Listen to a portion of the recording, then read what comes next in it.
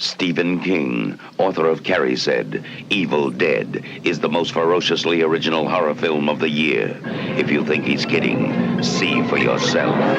I have seen the dark shadows moving in the woods, and I have no doubt that whatever I have resurrected is sure to come calling for me. It was the woods themselves. They're alive. Evil Dead. They got up on the wrong side of the grave. Evil Dead from New Line Cinema. Starts Friday at these theaters. Check your newspaper for times.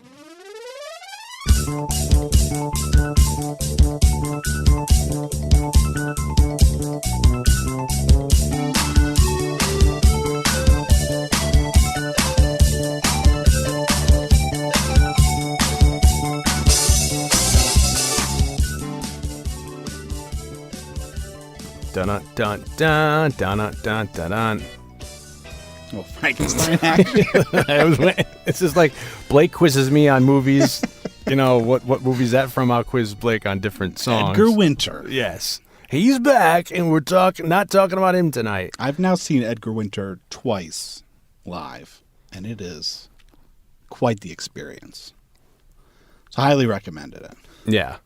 And I don't want to disparage Edgar Winter, but it is kind of like a beautiful train wreck to watch. Well, now, why would you say that? Because, you know, some of these rockers, they get a little bit past their prime. And I don't know if Edgar Winter really even had a prime, really, other than the song Frankenstein. Well, yeah, that's true. I mean, a lot of these people, I mean, for some audiences, that one hit is all you need. And he's still, because he takes that keyboard and he throws it over his shoulder and he walks around. And it's not like a keytar. No. It's like a full-on The Casio. like electric piano. Yeah, he's doing that.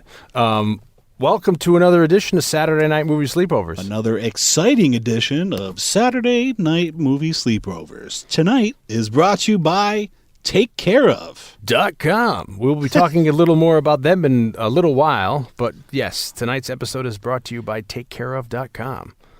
That's Jay Blake. And that's Dion Baia. That's me. And we are Saturday Night Movie Sleepovers. But we're also well into our 2019 let's throw our hands up. Ow! summer of sequels. Yes, we are in the summer. We are in the summer of sequels. We're like at the tail end. We're on the back nine. It's been going quick, hasn't it?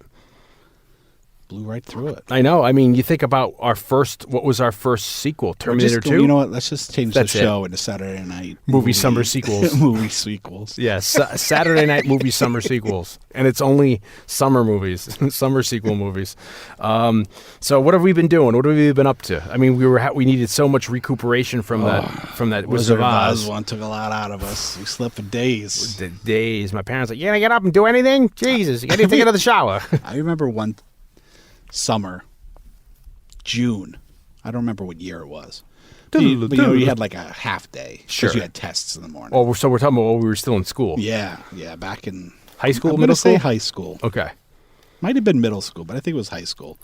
And after class, we walked, I think, over to like Pizza Hut. Back when you used to have to walk to get everywhere. So it must have been pretty early in high school because none of us had licenses or cars. And this guy, Chris Bianchi, was... Tony Lobianco. was like, and then we'll go to Pizza and then we'll go to my house and we'll swim. I'm like, we got a pool. So it was this big plan. We're going to walk from school to Pizza Hut. Sure. And then he's like, I don't live that far from Pizza Hut. Lo and behold, he felt like miles, 5 miles. Sure. We're walking like sun's beating down on you. Rural streets in upstate New York. Not the dirt roads. A lot of hills, up and down, sun beating down. And then we get to his house in his neighborhood, and then we swam all day and played football in the water polo, rugby, whatever games you play. Marco Polo.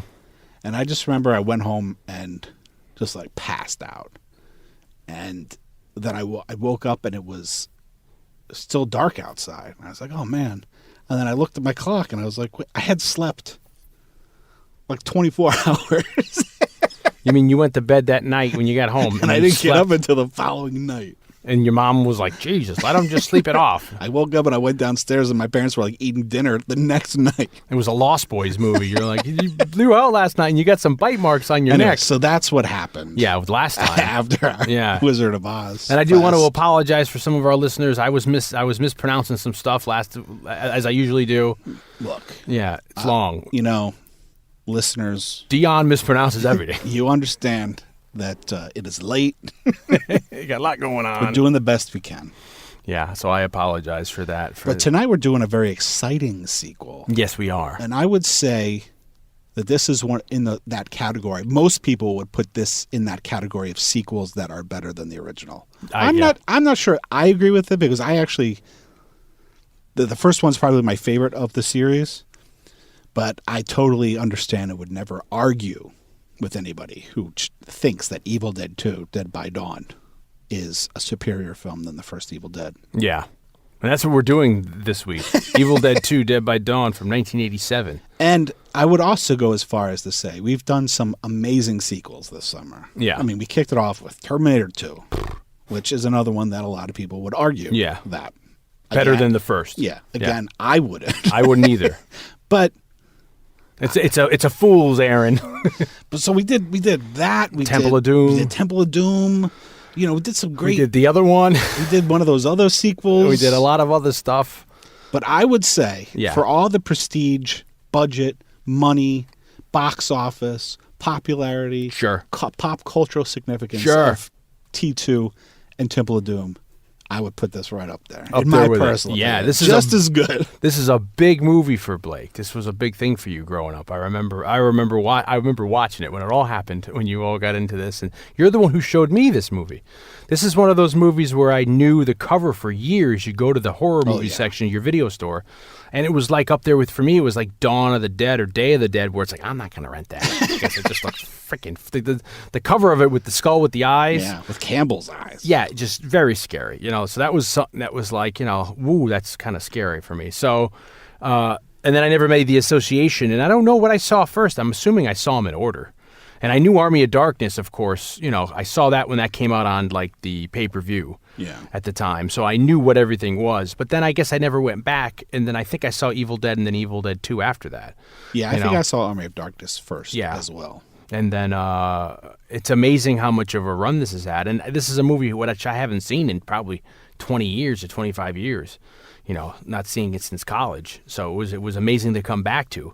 And, this is the type of thing where I'll have questions and answers for you to have to write out. And you'll have a lot of essay. Yeah, a lot of essay, so you'd have to just make sure you have your Ticonderoga pencils because we're going to, talk about. We should get into this. So we have a lot of things we should get off the top here where consciously or unconsciously, Blake, you have a huge affinity for Bruce Campbell. And you've also then sidelined that into other things where that was, like a hobby of yours, reading up on him, reading all his stuff. And then you've interviewed him, you were in contact with him, you hung out, you've done stuff. I mean, I haven't hung out with him yet, I kid. But, you have that. And then when you were teaching, so like all this knowledge of over the years of Sam Raimi and then Campbell all comes together for this hodgepodge of knowledge that's going to be dropped off the top shelf onto us tonight. Yeah, this is our second Bruce Campbell film. Correct. Really early on. Probably runaway hit. Probably too early on.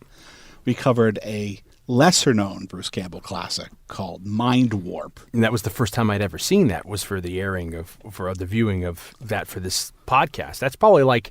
That was our within the first 10, I'd say. Yeah. 10 episodes in or so, we did that one. Really on when I was like, let's throw out shit that... People never heard of. Sure, come on, this is going to be a cult classic. And, it was Angus Scrimm, right? What other movie are you going to see? It was the first... There was a point there in the late 80s or early 90s when Fangoria decided that they were going to try to make movies. Yeah. Or not try. They were going to make movies. And they did it. And Mind Warp was the first film that they made. And it's a crazy... Go back and listen to the podcast we did on it, but it's a really good movie because it... mixes all these genres of like almost like a Total Recall or futuristic There's a on little different bit of a planets. Matrix thing going on. Matrix, they're digging in the mines. There's all kinds of you may even get those creatures from Beetlejuice up on the desert. I mean, a lot of crazy. There's dune action going on. Sexy Bruce Campbell doing stuff. Looking all leading man. And here, I feel like Evil Dead 2 is like Campbell's in his prime. This is right before Briscoe County Jr. This is where he becomes the leading man. Yeah, is this movie here. What's your history with this?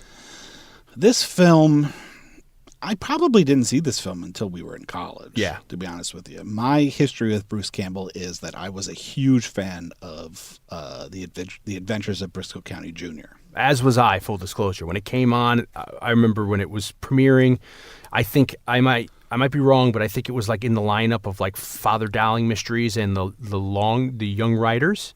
So that was my night. I was like, I'm watching Briscoe County, I'm watching the Young Riders, and I'm watching myself some Father Dowling, Fox was still an early network then, and so they had, by that point, they had 21 Jump Street. Yep. That might have even been coming to an end soon, but they were kind of now going in a slightly different direction, and that's when they introduced X-Files, was right around that time, and The Adventures of Briscoe County Jr. Were they? I have a memory of them Briscoe being a little earlier, but it could just be all because everything around matches. the same time. Yeah. I think they even might have been on the same night. Although Briscoe County, because it was more of a family-friendly show, was the lead-in, if I recall correctly. I could be because I remember watching the pilot. I remember watching that night of X-Files as well, and it was something that I knew because I knew Billy Drago. God rest his soul. R.I.P. R.I.P. Billy Drago. Because I was a huge Untouchables fan at that time, and I'd seen him in Delta Force 2, and he was the heavy. So I was like, oh, I'm going to love this show. But then it only ran like a season. Yeah. And it's such with the orb and all that. It was right up my alley. And it might be 2 seasons or a season and a half or something. It does kind of, if I recall correctly, because I did watch it a couple years ago. I think it wraps up the story of the orb. Oh, that's cool. But then, anyway... So I was a fan of Briscoe County Jr. And then when I was in high school, I was at a party and there was this crazy movie on and I didn't know what it was called. And so for years, I was always like, there's this movie with little people, and there's a chainsaw fight. And everybody was always like, it's Army of Darkness. So I just went out and I bought Army of Darkness. Yeah. And I watched it and it was not Army of Darkness, but I fell in love with Army of Darkness. Flash forward several years, I think our junior year. I remember when you discovered what it was because I was a fan of that movie. It was in your room. Yeah, we were flipping the channels at college, and Phantasm 2 was on. And it was in the middle of the chainsaw fight with the guy who's in all of them, the milkman, or what is he in? I forget Reggie. Yeah, he's fighting, and I had seen that prior, and you're like, hold the phone! And I was like, this is that fucking movie. This is the thing with the long chainsaws and the people. And we just mentioned... Which is weird, because I had seen Phantasm. But not the second one.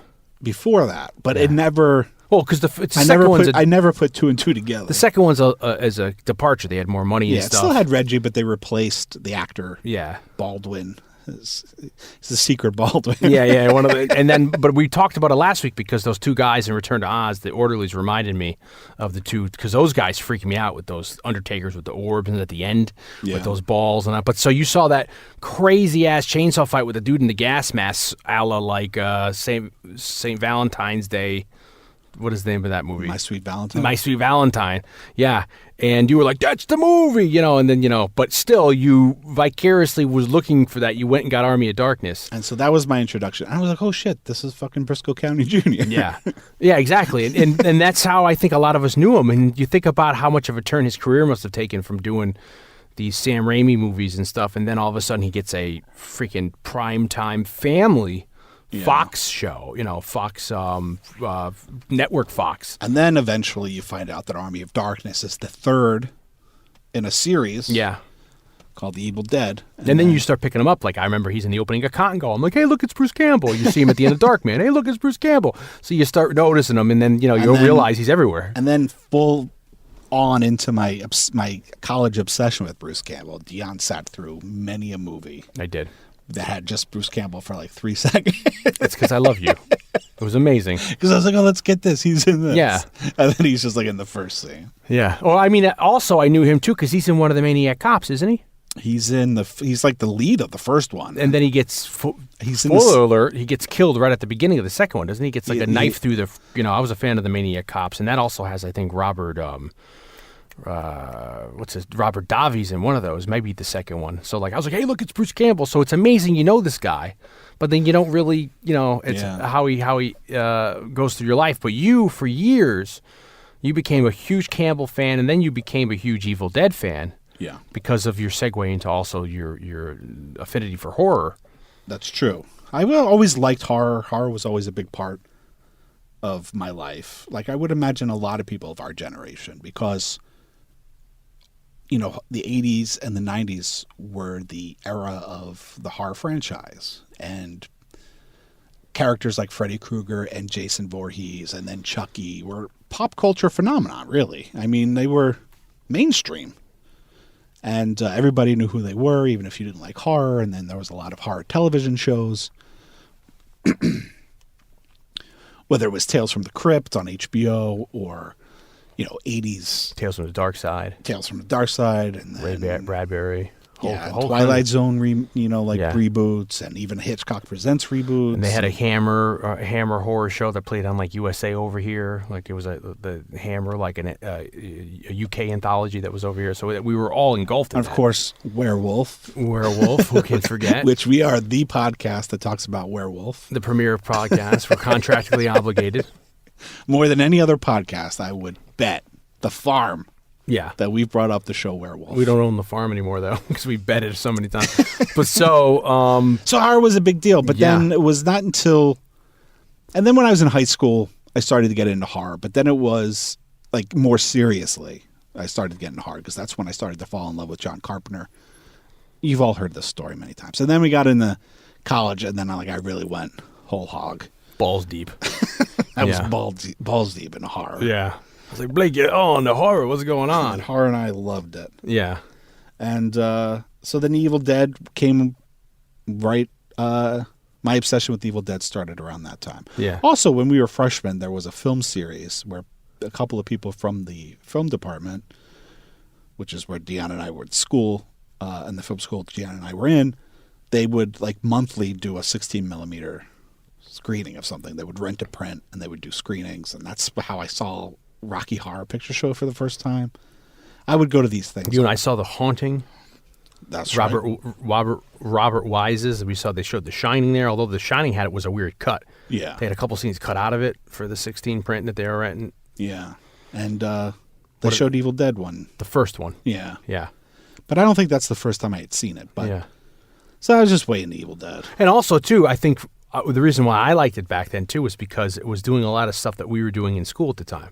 I know we annoy some people when we bring up our collegiate years. You know who you are. Yeah, but I think it's relevant here because that's what we used to, it was Raimi. It was almost like Robert Rodriguez. Raimi had to do things on the cheap, and you'd see stuff. So it was like, oh, I want to imitate that. I mean, going back and watching this movie tonight, almost every single line that Bruce Campbell utters, I have a frame of reference of Blake doing it in a scene that we had to do for school, or just reciting it while we're in the car driving with his friends. Everybody, every single line or the cadence, it's so. I haven't thought of it for so many years. I'm even worse with Army of Darkness. Army of Darkness is just chock full. I mean, it's like the subtlety that I've learned of the Bruce Campbell way of acting from just watching Blake imitate Bruce Campbell in Evil Dead 2 is amazing. Now, a question I will say to you that sometimes you'll pose to me, I wonder nowadays how many audiences that are younger than us have seen this movie. Certainly, we've had that show that just came. What was that on?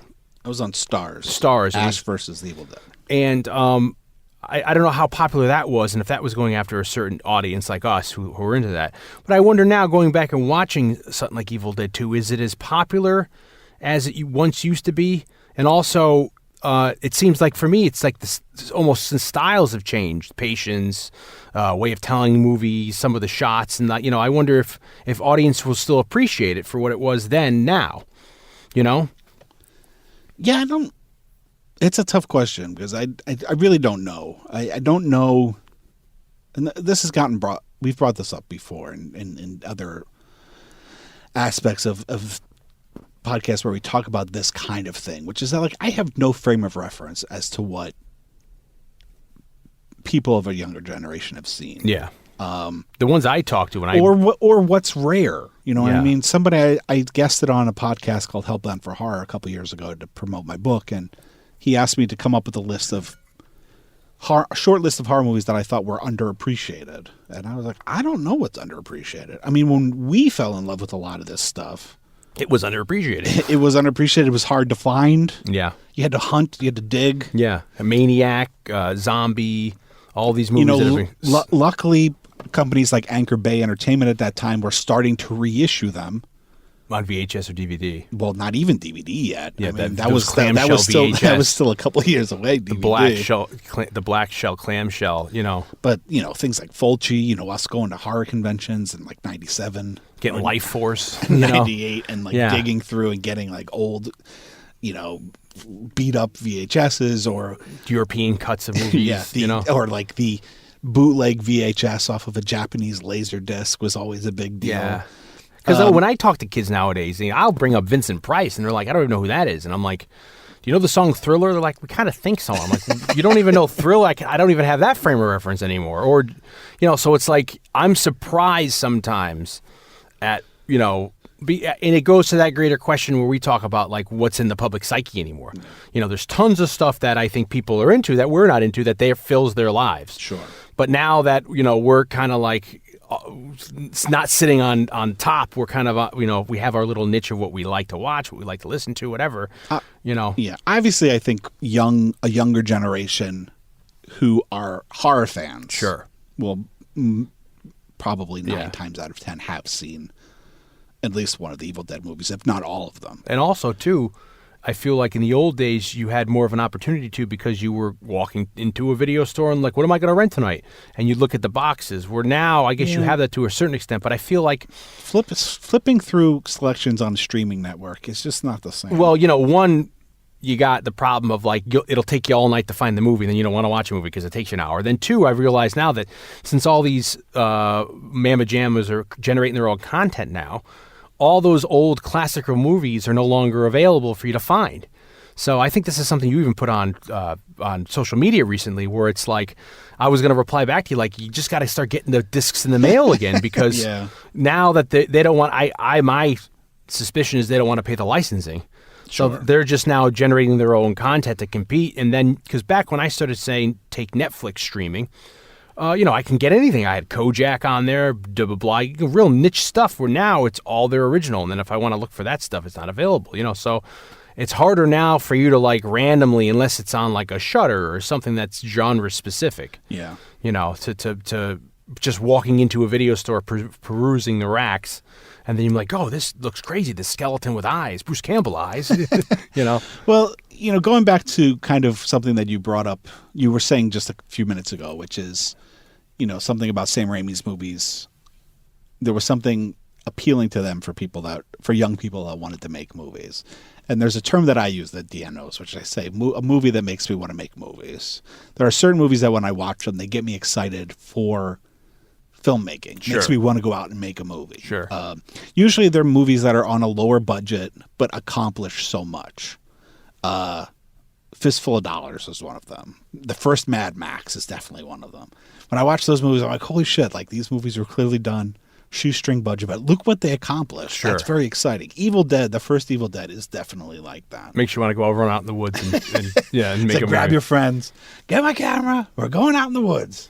Before we get any farther, we should take a moment to talk about our sponsor this week, Care Of. After these messages, we'll be right back. Blake, I've been feeling so fatigued lately, I got to tell you. How so? Well, you know, I just don't have the energy or the stamina anymore. You know, I just can't get through the day without wanting a nap. And, you know, I've been thinking maybe I should start taking some vitamins and, you know, taking some supplements to get me back into the flow and feel like a younger Dion. Well, Dion, I happen to know that you already do take vitamins. You got me there.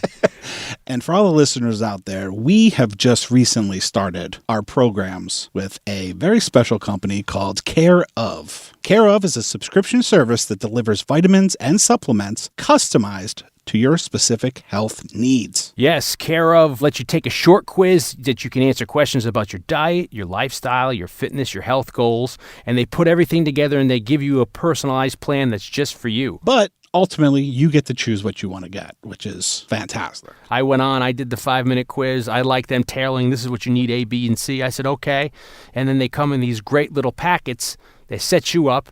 You got your name on everything, explains what everything does, and then you just take them once a day, and they're compostable. The packets are compostable. Yes, and to learn more about the compostable packets that they give you every day, you can go to their website, and they'll give you tips on how to properly recycle them and compost them. It's very, very friendly. For me, it's always been tough with vitamins because eventually, I just kind of forget to take them. Sure. And then once I'm out of the bottle, then I'd never go to the store to refill to get another bottle. But not this, because they will automatically refill that for you, so there's no worry about when you're out having to go to the store and refill yourself. Yeah, for me, convenience is everything. And Care Of makes taking vitamins and supplements and helping to promote my healthy lifestyle very easy. Also, even though it's a subscription, you can change that subscription at any time.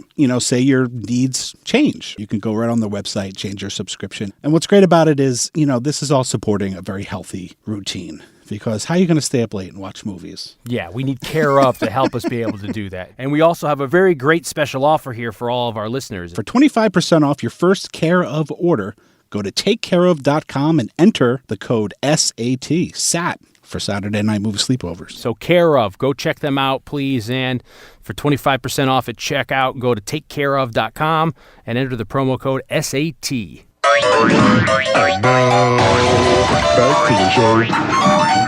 Back to the show. And now, back to the show. So, it is rare. I have that, and to bring up film school again, I felt like the big problem for me going to school was that you start psychoanalyzing these movies, so you don't enjoy them as much anymore. So I had a long time where I was watching these movies, and then I'm thinking about, how they're being shot or how they look aesthetically with the script, the plot. And I remember for me coming out when the first Pirates of the Caribbean came out, I went and saw that in the theater, and it kind of reminded me of why I like movies. Yeah. So that's a different category. Yeah, for so me. it's like there's the movies that make me want to make movies, yes, and then there's the movies that remind me why I wanted to make movies. Yeah, so that's what I was going to make the distinction, where there's these movies that are just like, it makes me why I love movies and makes you want to go do something like that. And then there's these movies like The Night of Living Deads or these shoestring budget movies that are like, I want to just go grab a camera or something, or I guess your phone now and go make a movie, And I wonder, I don't know if that's for everybody who are into movies. Is that maybe people like movies, but then there's maybe the people who also want to go make something out of it. Yeah, I mean, there are people that want to make movies for sure. I find horror specifically is the genre where I would say most horror fans would like to make a horror movie. Yeah.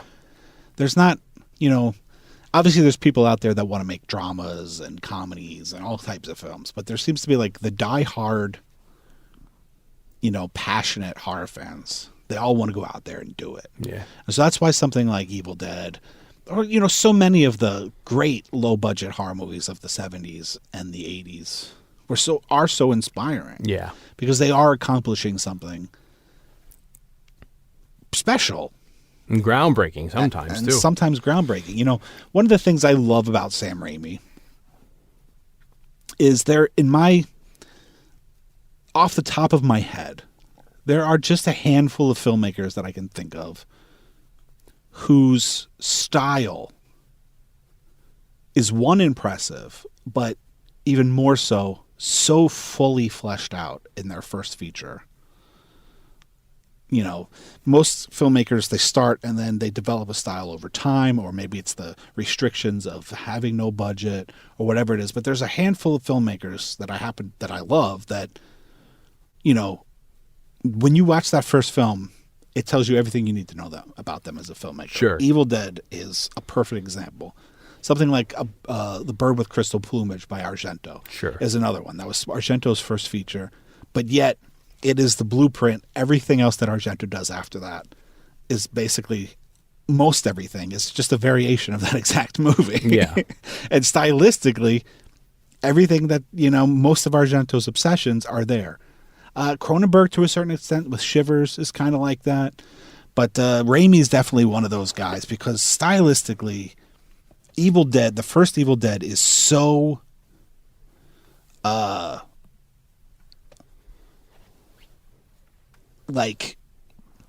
unique. The way it's shot, the crazy angles and camera movements that he uses. Sound design is very unique in that movie. Like some of those shots is like the camera's like above, going over beams, looking down. And then every time it crosses a beam, you hear like a whoop. Yeah, yeah. Or, someone sitting on top of the beams and then they somehow do some kind of weird acrobatic move with the camera and come down. And you're like, how did they do that? Yeah, some of the amazing camera movement, like you learned on the first one, them just putting like a mount onto a 2x4 and just running that through the woods and the shaky cam, which is the nickname for that rig. But they created all these rigs, because Raimi had a very specific vision of what he wanted the movie to look like, and so he had to create ways to get that, to get that look and that feel, and that look and that feel are in parts of Spider-Man, the Spider-Man movies. Drag Me to Hell is definitely a throwback to the Evil Dead movies in terms of sensibility and feel and camera work. Oh, sure. But, that's one of the things that impresses me most about Sam Even Raimi. Darkman has some of that. Oh, yeah. Darkman's another. Simple Plan? Simple Plan has a little bit of that, but definitely Quick and the Dead. We saw that in the theater, Simple Plan. We did see Simple Plan together. Quick and the Dead, you're right. That's like his homage to the spaghetti westerns. His homage to spaghetti westerns and Leone, and because Leone's another filmmaker who had a very specific style, but then Raimi takes that homage of that Leone style and then turns it up to 11 Raimi style and just gets absurd with it, which is what I love about that movie. Because it's like not just the close-ups of the eyes, but now it's like crazy, zoom ins that are racking, and the camera's going Dutching from one side to the next. It's just, he's a very unique filmmaker. So obviously not all the movies, For the Love of the Game or whatever that Kevin Costner baseball movie. It's been so long since I've seen that movie. I doubt that there's as much stylistic camera work in that movie as still iconic. Other movies.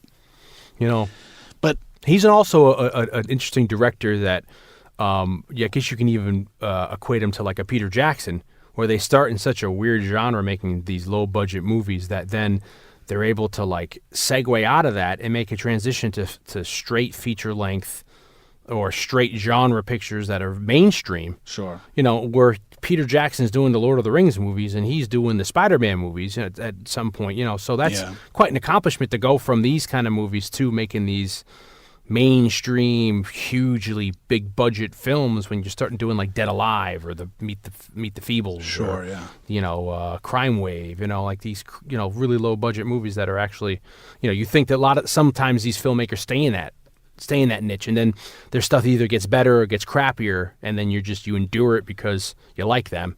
But they're able to actually just transcend, and become do a Wizard of Oz movie, do a Wizard of Oz movie, exactly, or do a superhero movie, or do Tolkien, So what impresses me so much about him is that, as crappy as the production values are for Evil Dead with the low budget, and that the acting's a little stiff, for all the quote-unquote flaws that somebody might put onto Evil Dead, it is a very impressive movie. The first one. Yeah.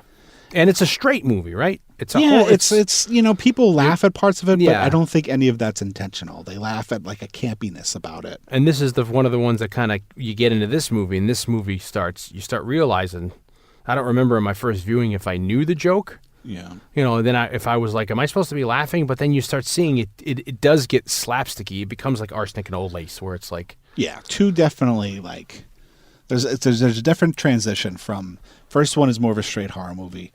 Second one is more of a horror movie with some crazy comedic elements. And then the third one, Army of Darkness, is a comedic movie with some horror elements. It's like the Lethal Weapon movies.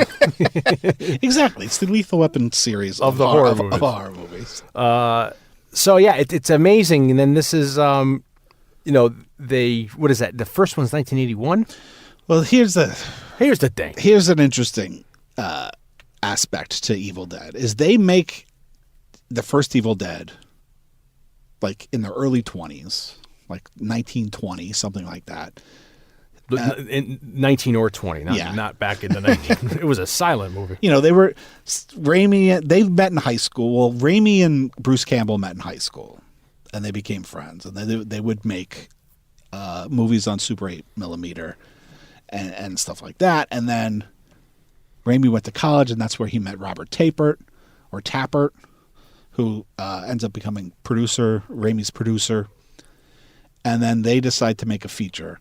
Now, they liked horror movies just fine, but they chose to make Evil Dead their first feature, a horror movie, because you could make a horror movie on a low budget and get a good return. Especially at this time when they're doing it. Especially like in the eras of drive-ins and grindhouse theaters. Like this was a way to kind of get your foot into the door of filmmaking and make a movie that's profitable. And we got, Spielberg, freaking Romero, maybe Coppola, Carpenter, all these people. Oh yeah, Tobe Hooper, Texas Chainsaw Massacre. Yeah, all that was how you got in. Yeah, and if, you either went if you were fortunate enough to go like the Corman route and go through like the Corman school of filmmaking, like a Cameron did or something. Yeah, yeah, or you go.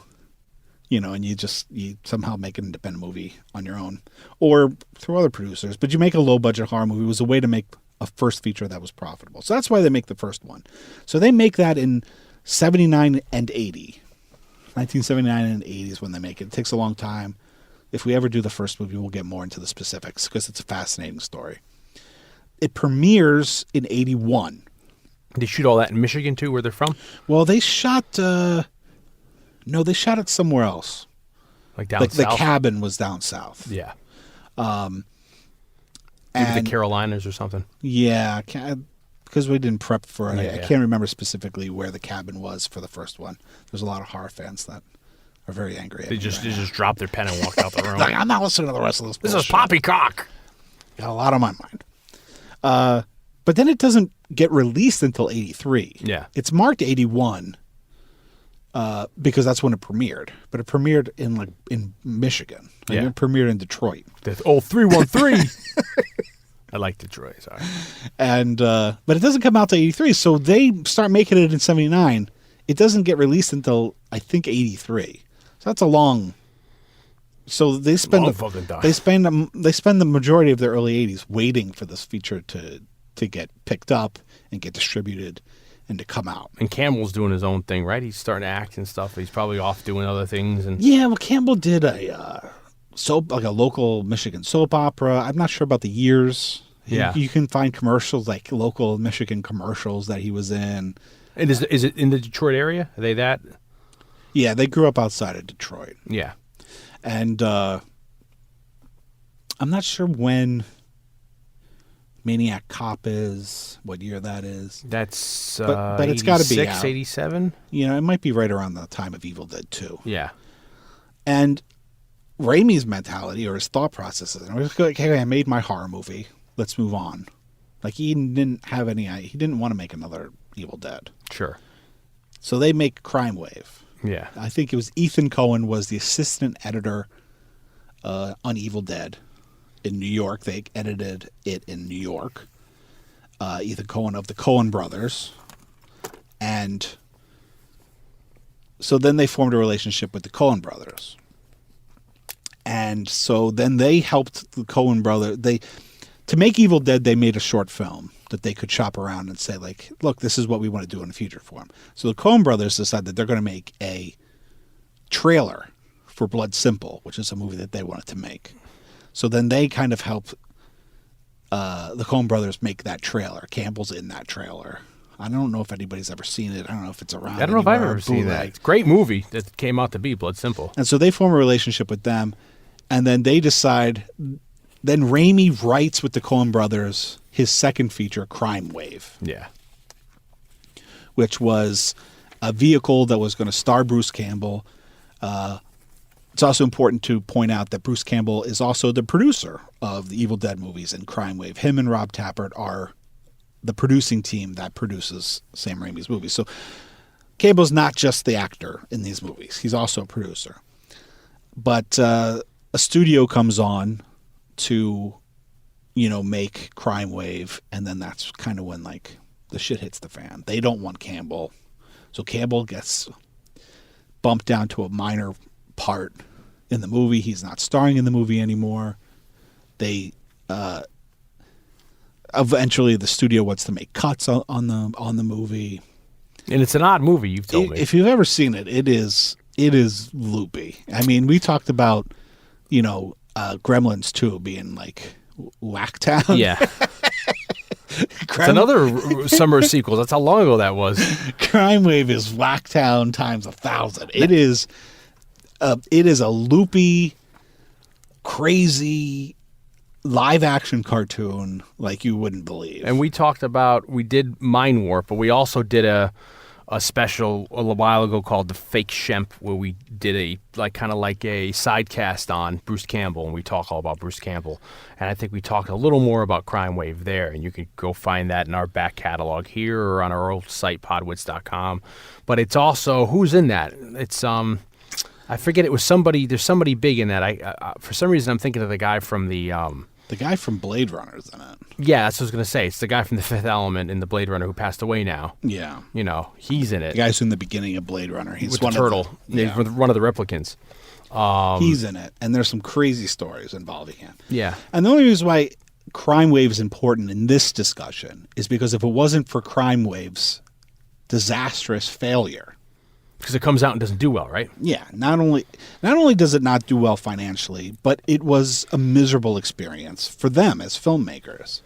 There was their first, foray into June Foray, Ken Foray, June Foray, into studio filmmaking, and it was a miserable experience. And is it black and white too? No, there might be black and white sections. It's been a long time since I've seen it, but it's not in black. Maybe I've seen stills. Yeah, and so that fails. It was a miserable experience, and so then there's the idea of, okay, if we want to keep making films, what can we do that's going to make money? Because they already have one. They already kind of have two flops? No, Evil Dead did well, but it just took a while. Yeah, it took a while to get made. You got The Con finally, I guess. Stephen but King, but also because it. It's their first movie, and they took money from so many local Michigan investors. It probably took forever for it to actually become profitable, so that they could actually make money on it. So they decide, what can we do that's going to make money? And then there's we could make another Evil Dead movie, because Evil Dead was successful. Yeah. But like I said, they probably didn't see a lot of money from it, at least for a long time.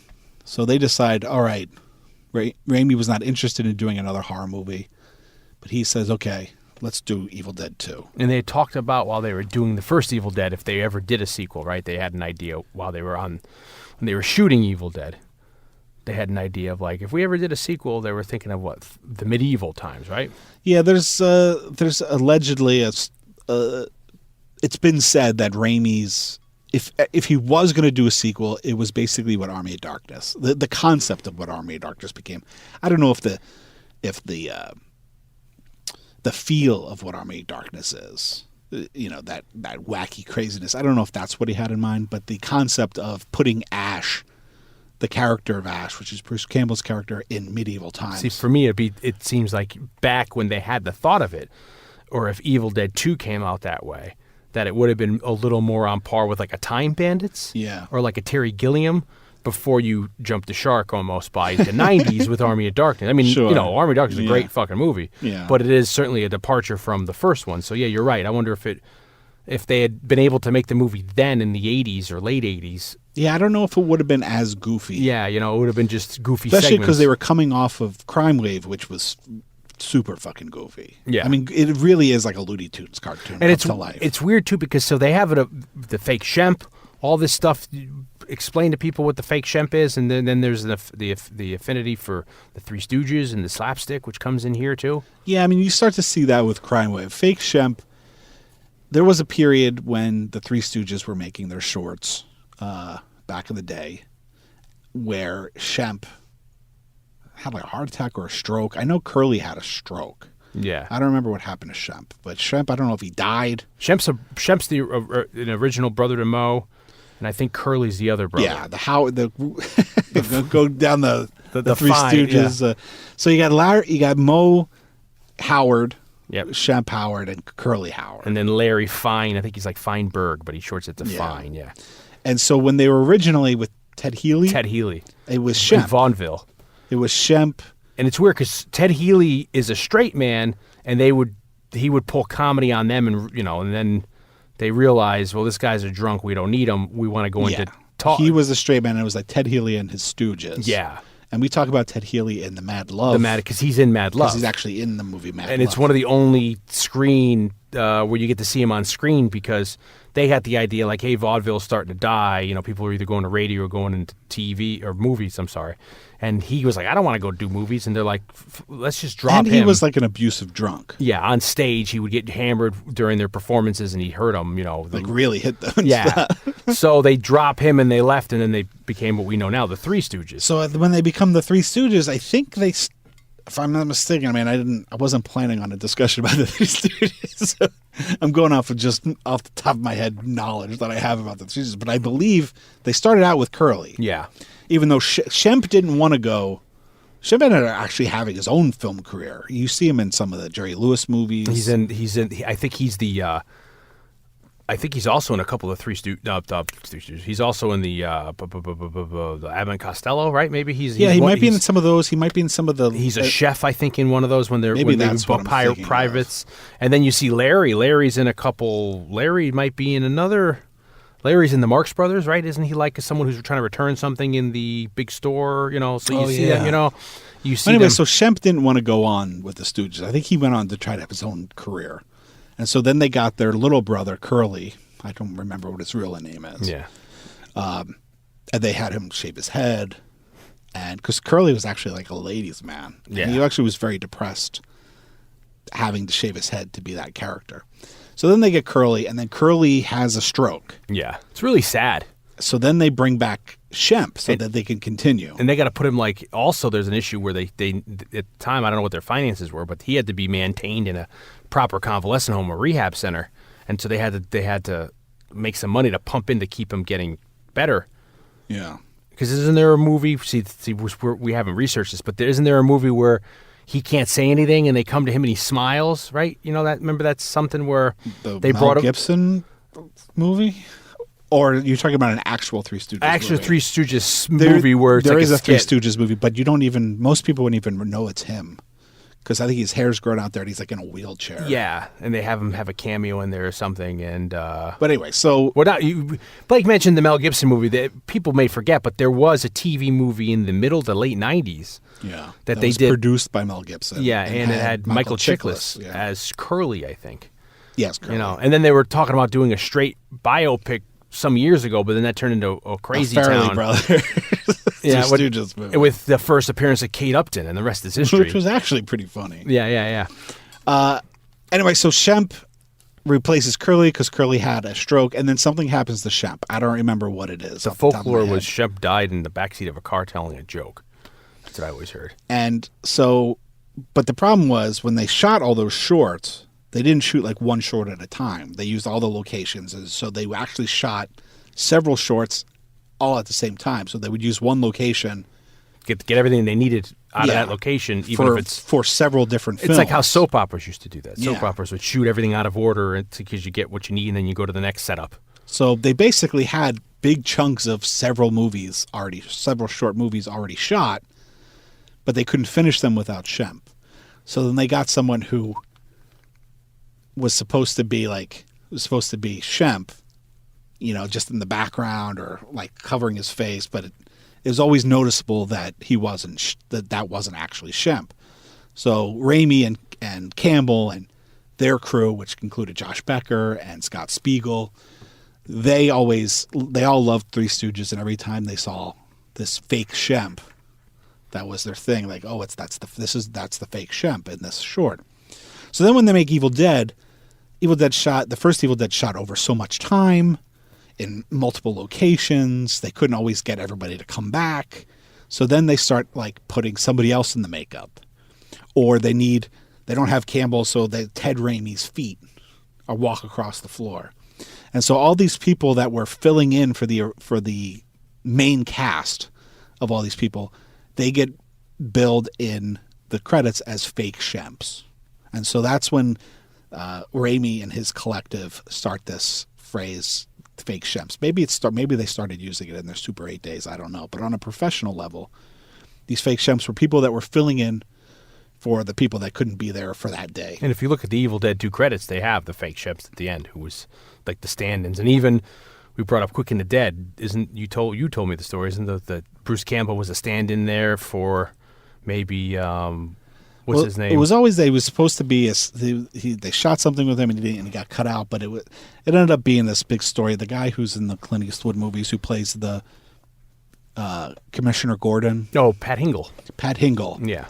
There was a scene with Pat God bless Hingle. There was a scene with Pat Hingle who plays a bartender. Yeah. In Quick and the Dead, and he didn't like the way he was supposed to act because it was like his daughter was going to be raped or something, and he didn't. He wanted to take his anger out. He thought his character would be more aggressive.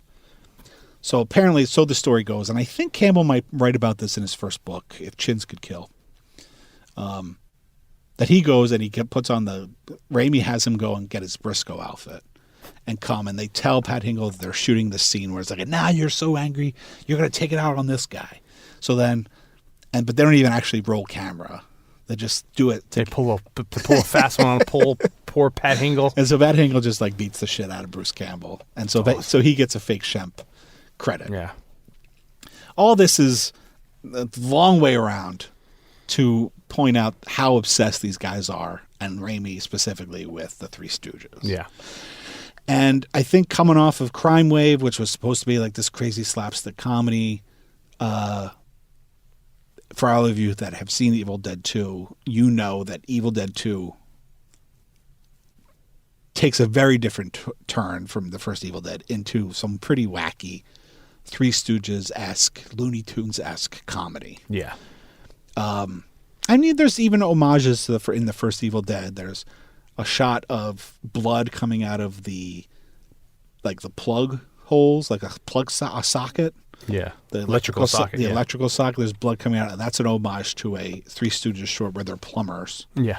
And they screw up the plumbing and water starts coming out of everywhere, including the electrical sockets. Or even that they make reference of, which I didn't realize, is that in Evil Dead 2 with the eyeball shooting out, and that's also from Three Stooges, where something shoots out with her cooks or something, and the woman she sucks in the skit. That's all that. Remember there's a great one where they're working in a restaurant. It's with the clams. Yeah. Curly's trying to eat then they said it's alive. My favorite one is them with the in court. I used to have that, like it was one of these found public domain. I had it for like $1. This really shitty 80s, cardboard box where it's painted all weird, like it's all colored weird, and that was and then you get the VHS, and it's a 10-minute VHS because all it has is a short on it, so it's very wide when you look in, and it was the courtroom one, would they have a bird or something? It was all kind of crazy stuff. Yeah. So Raimi wants, his first inclination allegedly is that he wants to make basically the concept of Army of Darkness for his second movie, but they knew that they weren't going to be able to obtain the budget for a period medieval film. So then they decide that they have to come up with other ideas. And initially there's even reports that initially Raimi didn't even want to direct it. They were going to produce it, and I think maybe Josh Becker was going to direct it, and there was scripts written. But ultimately Raimi decides that he's going to direct it. And he approaches an old high school friend of theirs, and they made films together in high school, Scott Spiegel. And he says, I want you to write this movie with me. And Scott Spiegel's like, okay, but why me? Why do you want me to do it? Because his stuff was, he goes on to direct. He does one of the Hostel sequels. I mean, he's made movies. He did that one, maybe it's called The Intruder, which is a horror movie in a grocery store, like a slasher movie in a grocery store that they all have cameos in. I believe that's a Scott Spiegel movie, if I'm not mistaken. And Becker goes on to make other movies like Thou Shalt Not Kill. And these are all guys from their Michigan group. But Raimi says to Scott Spiegel, remember that Super 8 film you made called Attack of the Helping Hand? Yeah. Which was a spoof of the Hamburger Helper hand. But he ends up going crazy. Yeah. And becomes a murderer. And he said, well, I want to do that as a feature film. And Scott Spiegel's like, okay, I get what you're going for. And so then they go and they start writing Evil Dead 2. Now, I've heard conflicting stories, which is that they wrote it in Michigan. They had offices in Michigan, and Raimi and Spiegel were very easily distracted. So they had offices in an old dentist's office. And so they put Raimi and Spiegel in an office down the hall away from everybody else because they would get distracted. And then they would just hear them laughing, coming up with crazy ideas. And then the other story is that they wrote it in a house in L.A. They had a lot of weird occupants, right?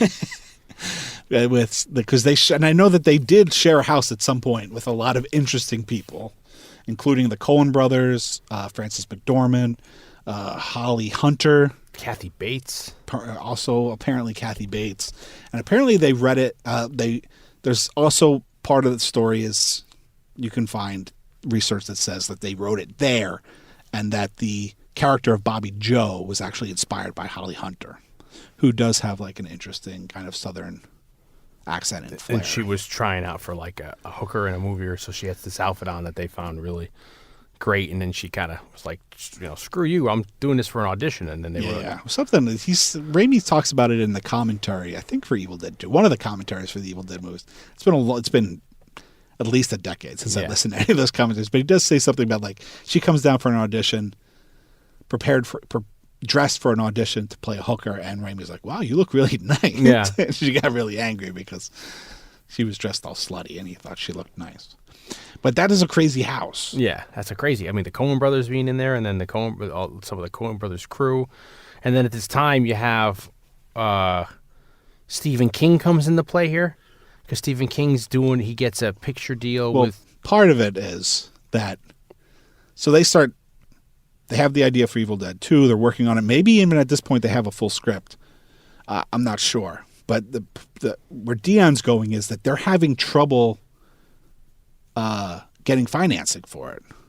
So they're going everywhere, going to the usual suspects. They're going everywhere trying to get funding, and they're having trouble. And apparently Stephen King gets wind that they're having trouble.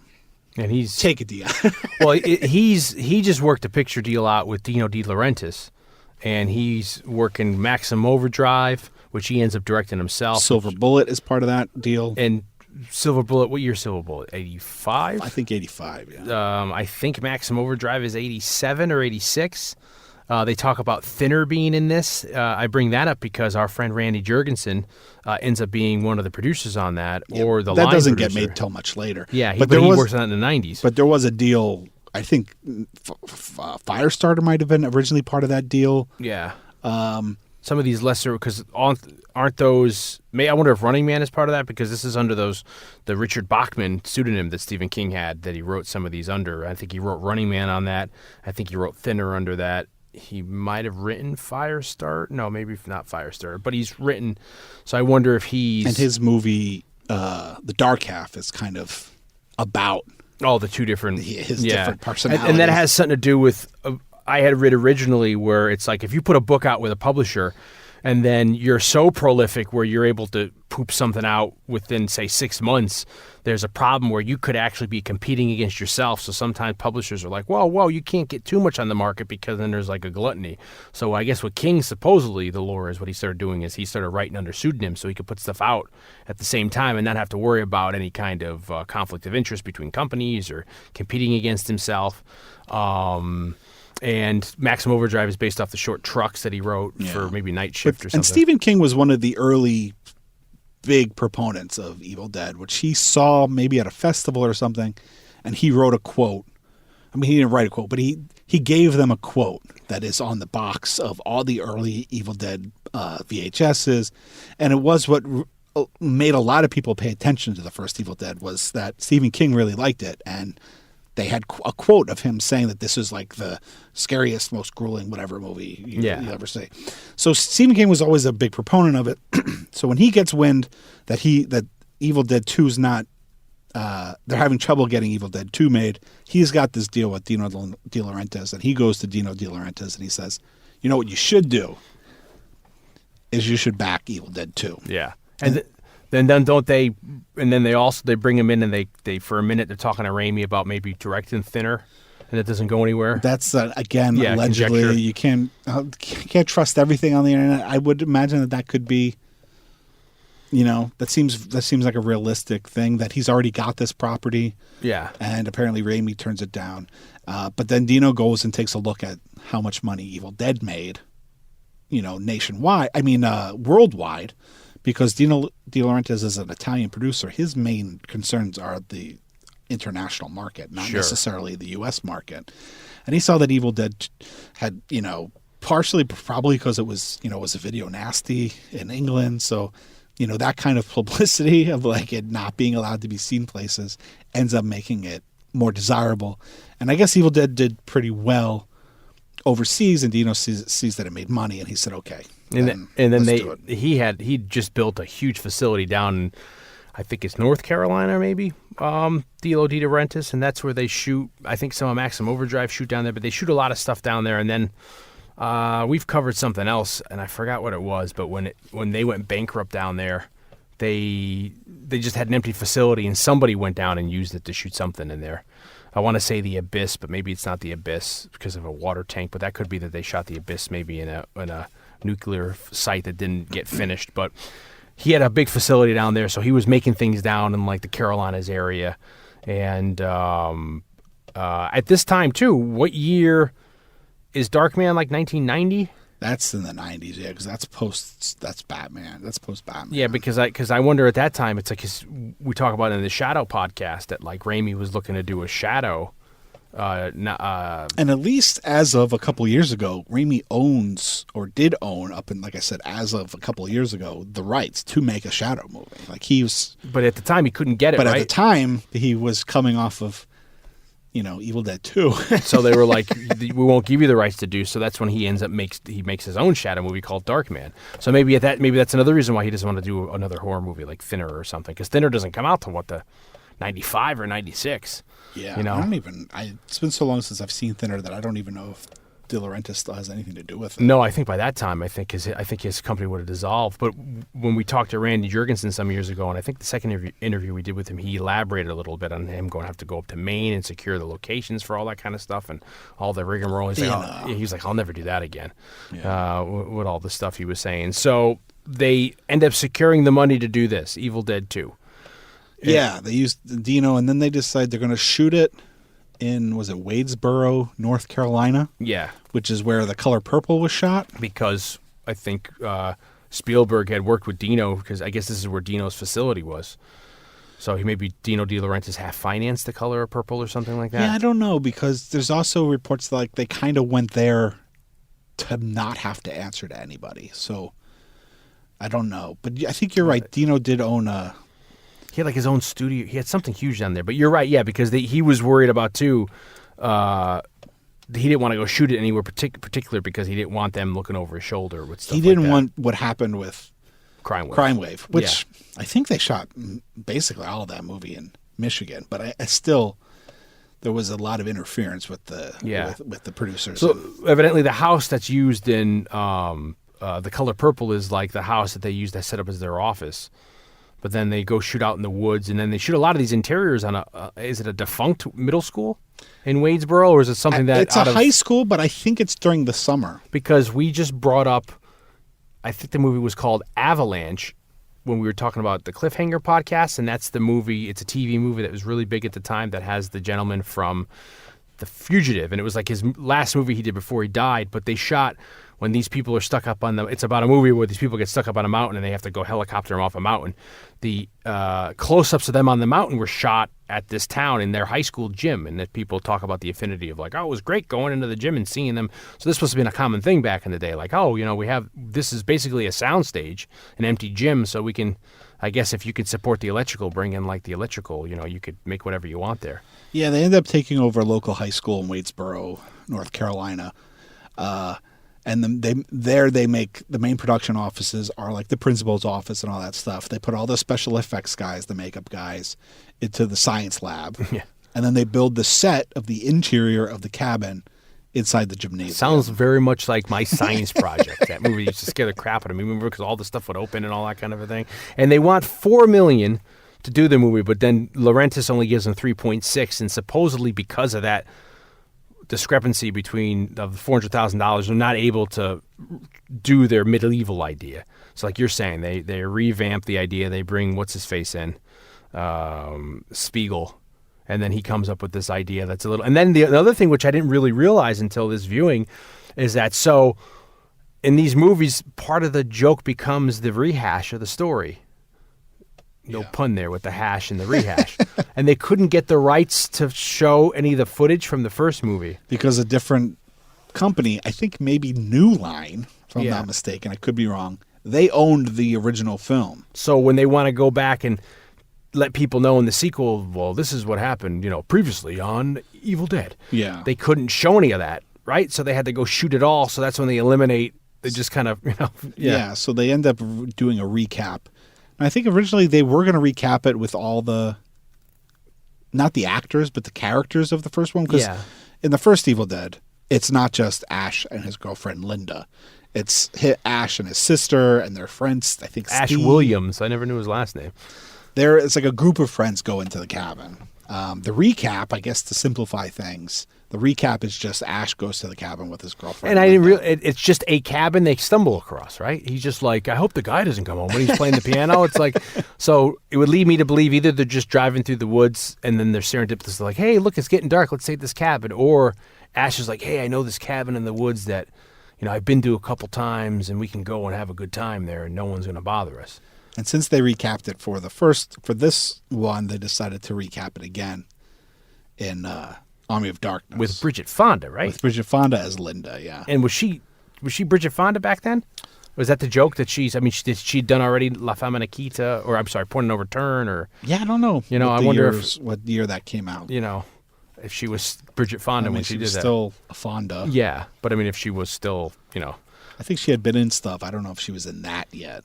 Yeah. But she did it. She wanted to do it because she was such a big fan of the first two movies. Yeah. Bridget Fonda, from all accounts, seems awesome. Yeah, I know. I think when we did Suspiria, we brought up that she's a big Suspiria fan. Oh, yeah. Because they were doing a scene from Single White Female. And the guy who shot the cinematographer on Single White Female is the same cinematographer of Suspiria. The original Suspiria, yeah. And then she's in Simple Plan. She's in Simple Plan, with Raimi. Yeah. She's in Jackie Brown, which may be my favorite Quentin Tarantino movie. But, so they have to shoot they have to shoot a recap. Yeah. And so that's how that happens. And then I love the opening with the Necronomicon, and they say, when the seas ran red with blood, that this is when this thing was written and all that. It always scared me because I remember they had an edition that came out that looked like the Necronomicon, and you had bought it, and it has that foam face, so I was always really afraid to touch it, that it was going to shut on me. That was for the first Evil Dead, but they also did one for Evil Dead 2 with a different sculpt for the face. Now, mine's pretty dried up, but because it was like foam. If you see them at conventions, a lot of them are like torn and stuff because that latex. It just dries out, right? That foam latex got really. It reminds me of brittle. It's like when you buy like one of those pumpkins with a face on it, and then you can start picking it. It's that kind of a material. And then so he's there with her and he's serenading her. Does he act? Is he doing a Bob Hope impression there when he's watching? He says to her, he's like, I forget what he says to her. He's like, "Come on, babe." He says something to her, and I could swear Bruce Campbell's throwing a Bob Hope impression in there, which is completely lost. I wouldn't put it past him, or if it's just kind of a cheesy. It's actually he plays a character that's kind of cheesy, an asshole, but kind of like a womanizing asshole in Crime Wave that has like a very like, come on, baby, kind of thing. The funny thing about that stuff is when I interviewed Joe LaDuca, who did the soundtrack, did the music for the Evil Dead movies. Where'd you interview him? I interviewed him on Scored to Death, the podcast. Wow. Available now. Available now. When I talked to him about it, he insinuated that to him, looking back on it now, that piece of music, that piano piece of music that Campbell is playing, is a bit of a mistake because it is a fairly difficult piece of music to play, and he thought it was maybe too complicated and that Ash wouldn't know how to play it, but in the context of an Evil Dead movie, it doesn't really matter. Yeah. And then I pointed out, it's like, but don't you think Ash would learn how to play one piece of music really well to kind of impress the ladies? And he laughed and he was like, yeah, I guess you're right. Because he works at S-Smart. And then I also, it's funny if you listen to that interview, because I then go into how great that piece of music is and how beautiful it is and how it also becomes like so much of the symbol of their love, and then it gets brought back later when he's got when he's burying the body or when he's in the... That's all very quick. When he kills her, he just takes her head off. He's like, and then when he's in the work shed, and she's like, and she turns back into her regular self when her head's in the vice, and then that piece of music comes back up. So I start pointing out like all these great like melodramatic moments where that music is very important. And he's like, okay, you convinced me. It was good. But I love that piece of music. Yeah. Like, I think that, like I said, that... And that's written for the second one. That's not shows up in the first one? No, there's another piece of, like... There's another love theme in the first one that's also great, but different than this one. LaDuca says, look, it kind of had to be so passionate because it's also, like I said, it's a symbol of their relationship. And LaDuca said something that I never thought of, but he kind of implied that it's Ash's love for her, not just the Evil Dead, the Necronomicon, but it's the Necronomicon combined with his love for her that resurrects her. Like, he loves her that much. That vicariously gets her to come out and do that, like... Yeah, that's what causes her to become... That's what he, like, implies. He doesn't go into, like, any great, like... Yeah. Theory about it. But he implied, I was like, that's an interesting theory, because he was thinking, like, well, the music had to be that passionate, because it's his passion that is what brings her back. Yeah. It's such a... It goes so quickly when she's they turn the tape player on, and you hear the voiceover, and you get the backstory of what happened, and then... The words are actually spoken, and this stuff's conjured up, and then she's taken over, and then once you're taken, like the rules are once you're taken over, it seems that you're screwed, and you only can be killed. That you may not be saving your soul once you're killed, and then it's like he decides he's not going to leave. He buries her first.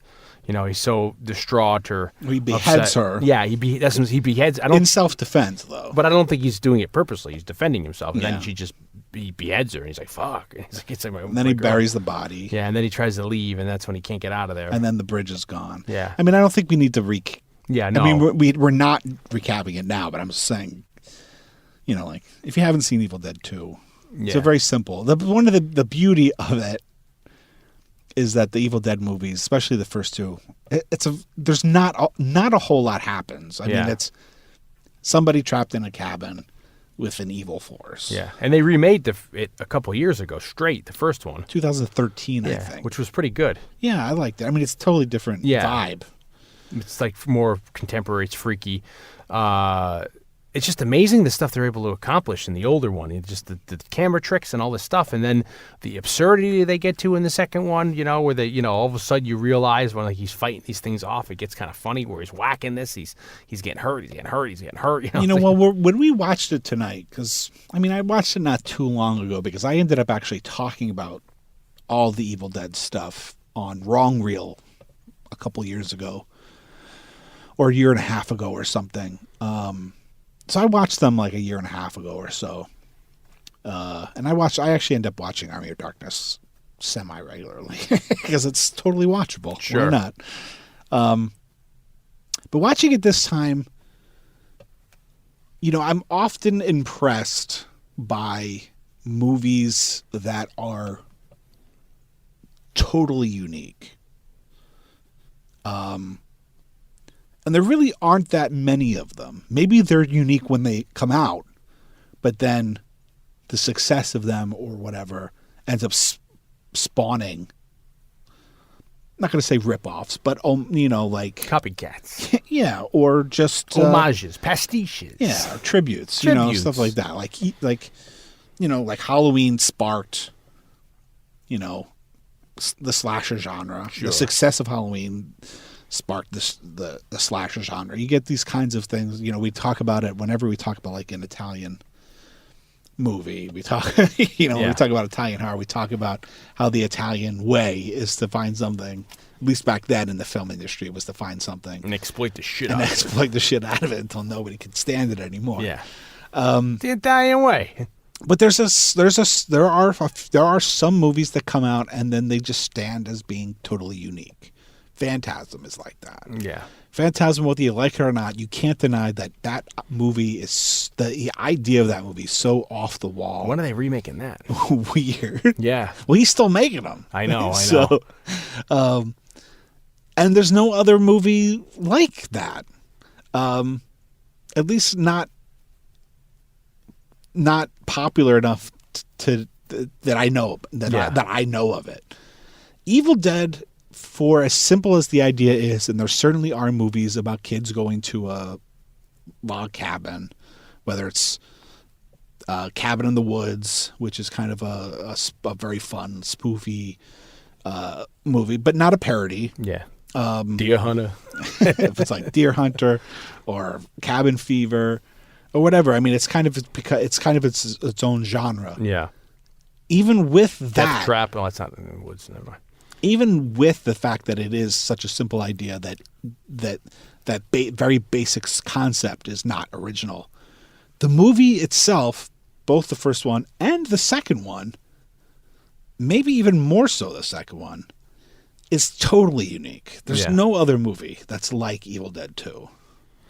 Well, that's why I was thinking of that era. He's kind of like on par with the Peter Jackson. Like when you watch like Dead Alive, and what's the other movie of that era? Taste. That's it. Bad Taste, or even Meet the Feebles, which is more Muppety. But it's even though he's in New Zealand doing that stuff, it's like it's that level of that. Yeah, totally. Jackson's doing it too in terms of how he has his own satire, his own thing. People are always shocked to hear that. Like I like the Evil Dead movies, but I don't.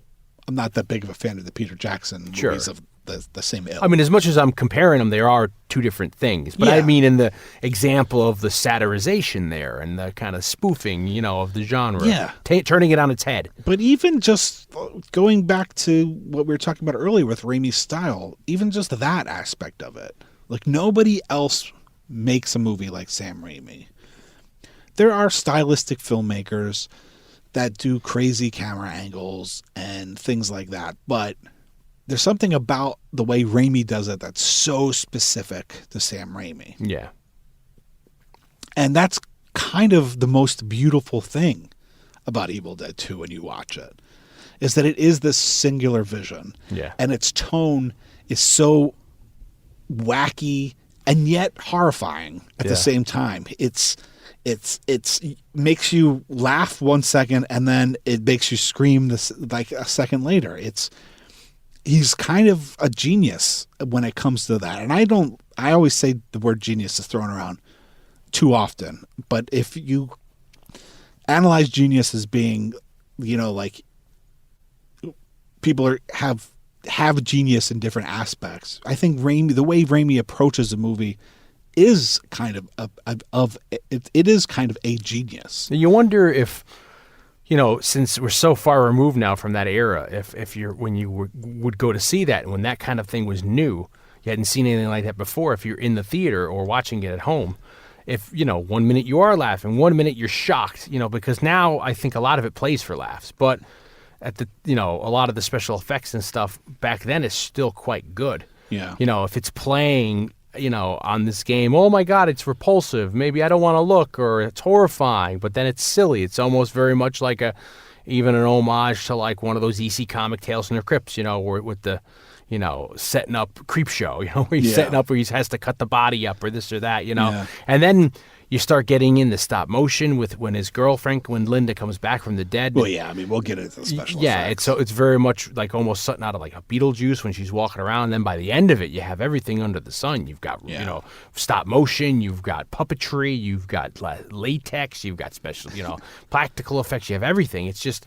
Well, I think, you kind of hit on something that I think it's probably a problem with Sam Raimi's movies. And I think some people saw Darkman and didn't quite get it. And by it, I mean tone. I think because Raimi's style is so specific and so not just stylized, but like hyper realistic. Like when we talked about, it was one of the things that I found very disturbing about Gremlins 2.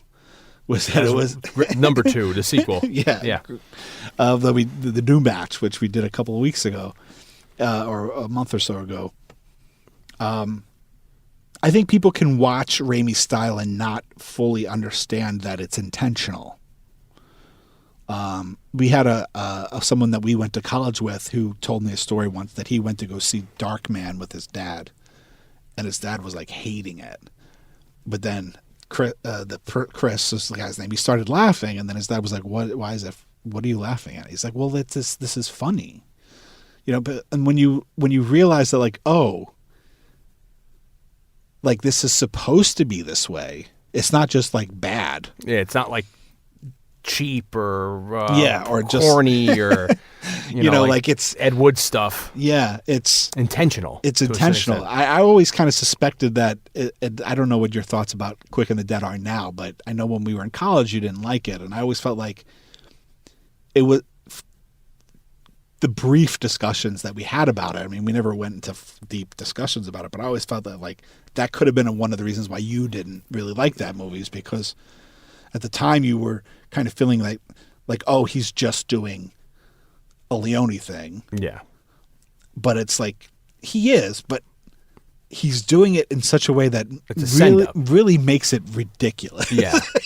Yeah, it's an absurd, it's extreme. Like, it's almost like a parody in some ways. And I think, for me, there have been movies where like I don't like it, and then one day it clicks for me that like, oh, like I haven't been watching it with the right glasses. Yeah. And I think people can watch something like Evil Dead and see the eyeball go into the woman's mouth and be like, oh, this is ridiculous. Yeah. But when you look at it in the context of the whole movie and what else Raimi's doing in it, it's really not that I love that gag in the movie, but I think gags like that, if people are looking at it through the wrong lens, all that stuff could be considered a negative. Yeah.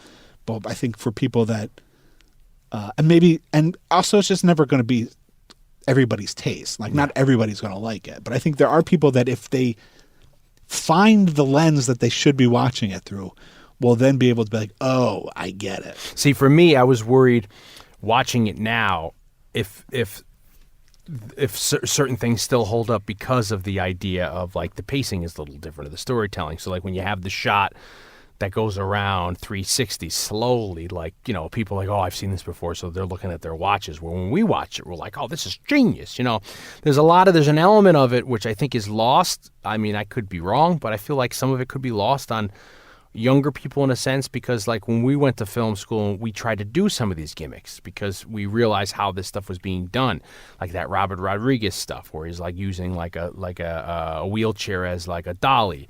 So like I wonder if some of this stuff, like that kind of filmmaking where he's for Evil Dead The originals certainly, where they're finding how to do things on the cheap to make it work, but they're pioneering certain things. If that's lost nowadays because you don't have to do that anymore.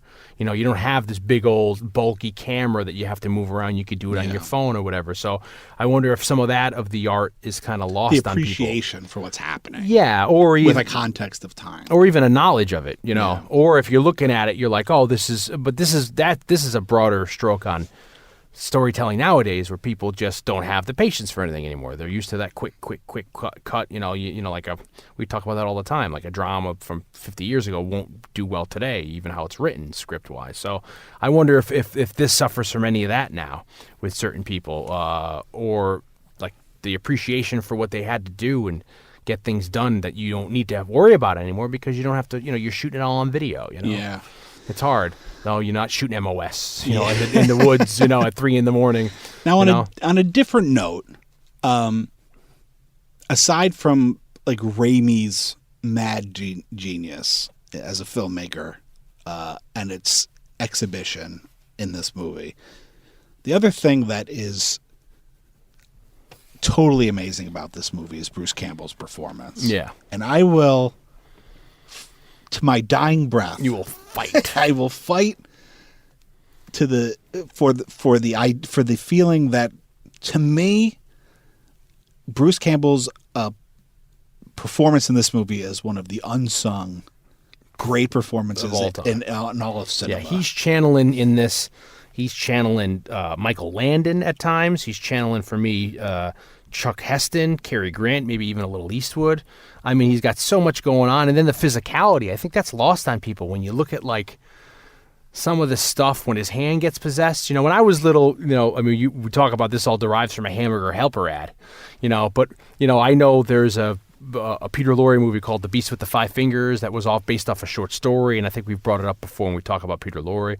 But it's this idea that's from this very scary short story where it's this hand becomes alive and it's now coming. I forget what the parameter is, but it's coming back to haunt the person. And you don't realize if it's in the guy's head or if it's this real hand. And then you see that, you know, they satirize that kind of. I don't know if it's the basis for it, but you get that in the Addams Family with sure. What is it? Thing? The Thing. I was going to say Cousin It. That's the hair. The Thing.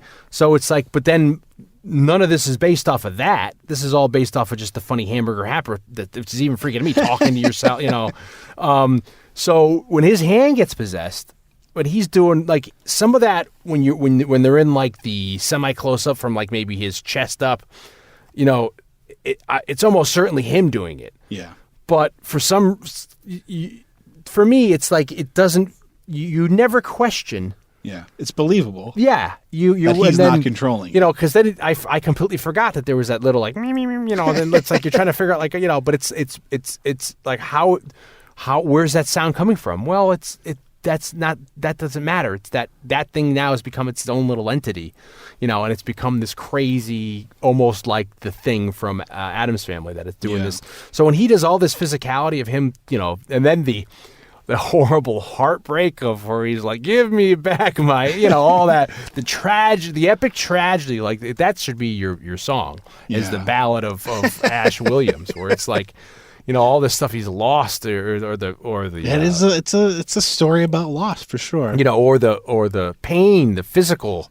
You know, he's getting his ass kicked, and then he's, you know. Well, obviously, yes, he pulls off a physical performance that is akin to people like Buster Keaton and Harold Lloyd and Chaplin. And does he have any background? You read up on his bios. Is he? I mean, aside from being a physically fit guy, I almost look at him as like he's like the alternative Indiana Jones in this Ash, like how he looks, but he's jacked. I'm sure he got ready for the role, but he never was a heavier guy or anything. No, but for this movie, he did a workout regimen. Sure. Probably took his care of vitamins. Yep, as you should. He would work out 2 hours every day before they shot. Yeah. He had like a gym, like a weight set up in the school where they were shooting, and he would work out every day.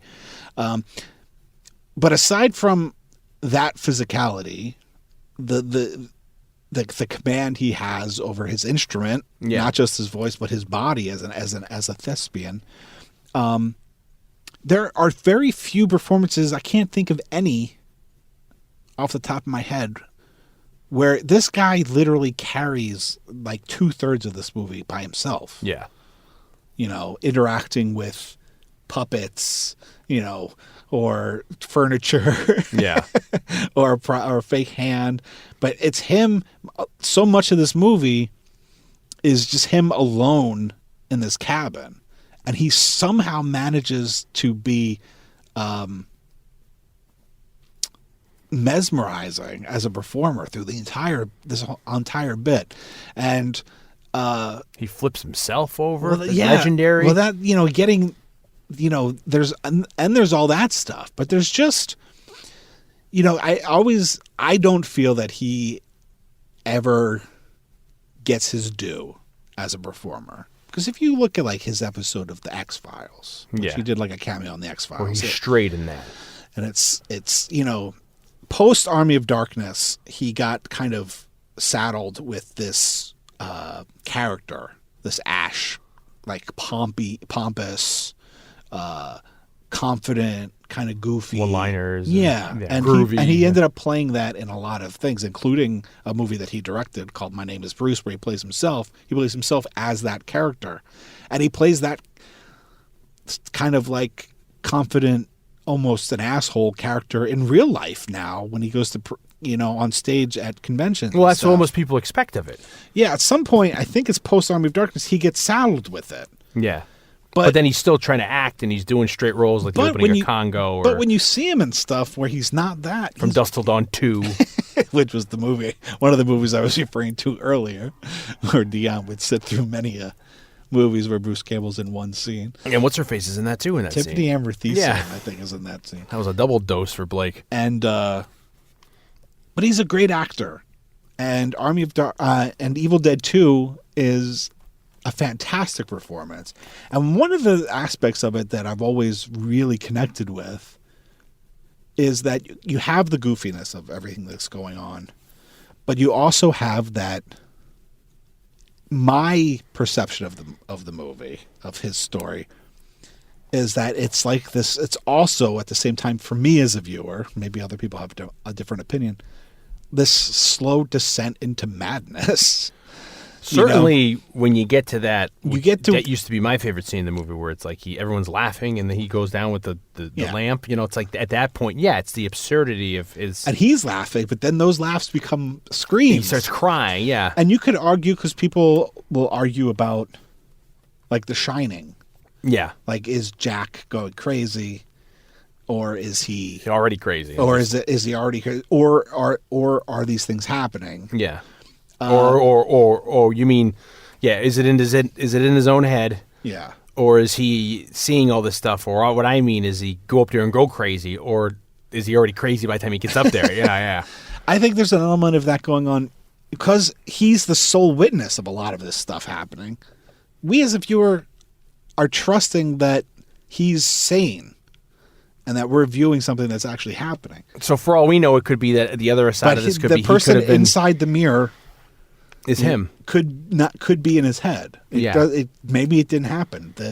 Him laughing with going up and down with the desk lamp. Who knows if that's really happened? So there could be an alternative version of this movie where he actually killed his girlfriend because he stopped taking his meds. I mean, we eventually find out that there are supernatural things happening by the Yeah. time the rest of the people get there.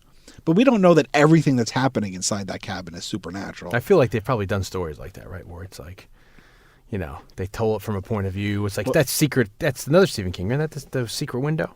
Oh, yeah. And then about that where he's seeing John, I'm John Turturro, and I will talk to you like I'm Southern. And But I just love his performance from that side of it. Because Yeah. there are parts where he is tortured. yeah. And there are parts where he is realizing that he's losing his grip on reality in parts. And it's great from Sam Raimi's standpoint, but it's also great in the performance of Bruce Campbell. Yeah. Now, obviously the tour de force scene of him fighting his hand and then flipping himself over in the kitchen, apparently that's a stunt that he did a lot. I've tried to A party trick. Blake knows in my younger years I tried to be a physical comedian. I was always scared to do that because there's a worry you can land wrong, but you can hurt your head. Yeah. And you see stuff like Buster Keaton doing crazy shit, like where Buster Keaton will be adjusting his trousers and put one leg up and then he puts the other leg up and then he falls on his ass. Yeah. And that's like a joke. But I've never mastered how you do this stuff without really hurting yourself. You know what I mean? So I don't know how you train. So it's like some of the physical comedy he's doing in that is just crazy. And that's the story where he auditioned for Briscoe County, right? Yeah. Supposedly. Now this is a recollection from my youth. Yeah. It could be tainted or fake. Now I have a memory. Is this the morning show? Yeah, it was on Regis and Kathy Lee. So I don't know if I have a memory of me seeing it as well, or I have a memory of you telling me it, so now it's in my head that I've seen it, As a kid, watching, we've established on the show that I didn't have cable at my mom's house. And so if I was home from school, you'd watch Price is Right, Sure. Match Game. I don't even think Match Game was really on when we were... Pressure Luck. There was limited things for me to watch. Yeah. I would watch like Zoobly Zoo, Sure. or because I had, when I moved up to the Albany area, I had PBS, I had Fox, Yep. and then I had just ABC, CBS, and NBC. It's all you need, baby. But pretty soon, Fox would go over to things like 700 Club. Yeah. There wasn't Gotta pay bills, baby. There wasn't cartoons all day. No. Or old reruns, unfortunately, in the Albany era when I grew up. Or you had soaps. Or you had the real kiddie shows on PBS. You'd Yeah. have Barney was popular at that time, or maybe it was just before Barney. But you'd have Pappy Druitt was a show, and Zoobly Zoo, stuff like that. But I was getting a little too old for that stuff, and so You tried to hang at on. like 9 o'clock in the morning or 10, whatever time it was, I would watch Regis and Kathy Lee when I was home from school, whether it was the summer or a break or whatever, or sick. And I remember, whether it's true or not, I don't know, because you can't find it on YouTube or anything. But I remember Bruce Campbell was on Regis and Kathy Lee because he was promoting Briscoe County Jr. And he was explaining that in his audition, it was like a fight scene was part of the audition. And so he fought himself in the audition.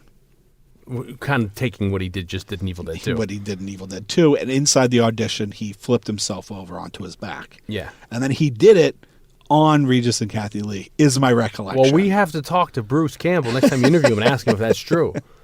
I have seen videos of like the Chainsaw Awards, Fangoria, where he got it he won the award for maybe Army of Darkness or something.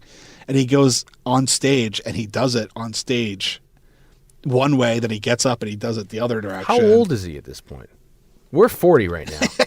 I want to know if I could, my creaky old he body. obviously doesn't do it anymore. Yeah, of course, he but was you doing got to it think for a long though. time. I mean, what year is he 40? I mean, what year is he? You know what I mean? I don't know. You figure let's say, for argument's sake, he's 20 in 1980, 79. Yeah. Say he's 21 in 80. So 79, so 89 comes around, he's 30. So say he's late 20s or really early Born 30s. June the 22nd, my wedding anniversary, 1958.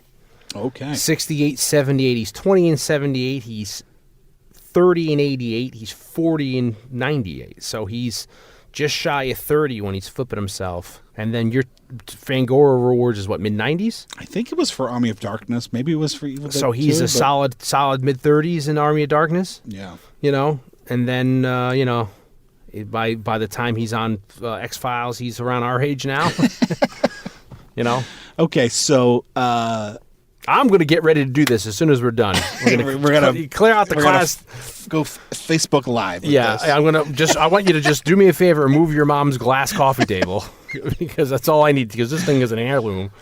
Now, the other aspect to this performance, Bruce Campbell's performance, is also kind of the narrative of the character, like the narrative structure of the character. In a lot of ways, Ash, the character of Ash, is not really the hero of Evil Dead. he's actually very passive through a lot of that movie. He just happens to be the survivor. So, or he's like really reactionary to everything. yeah, I mean, he's reactionary and he ends up surviving, but he doesn't necessarily conquer anything.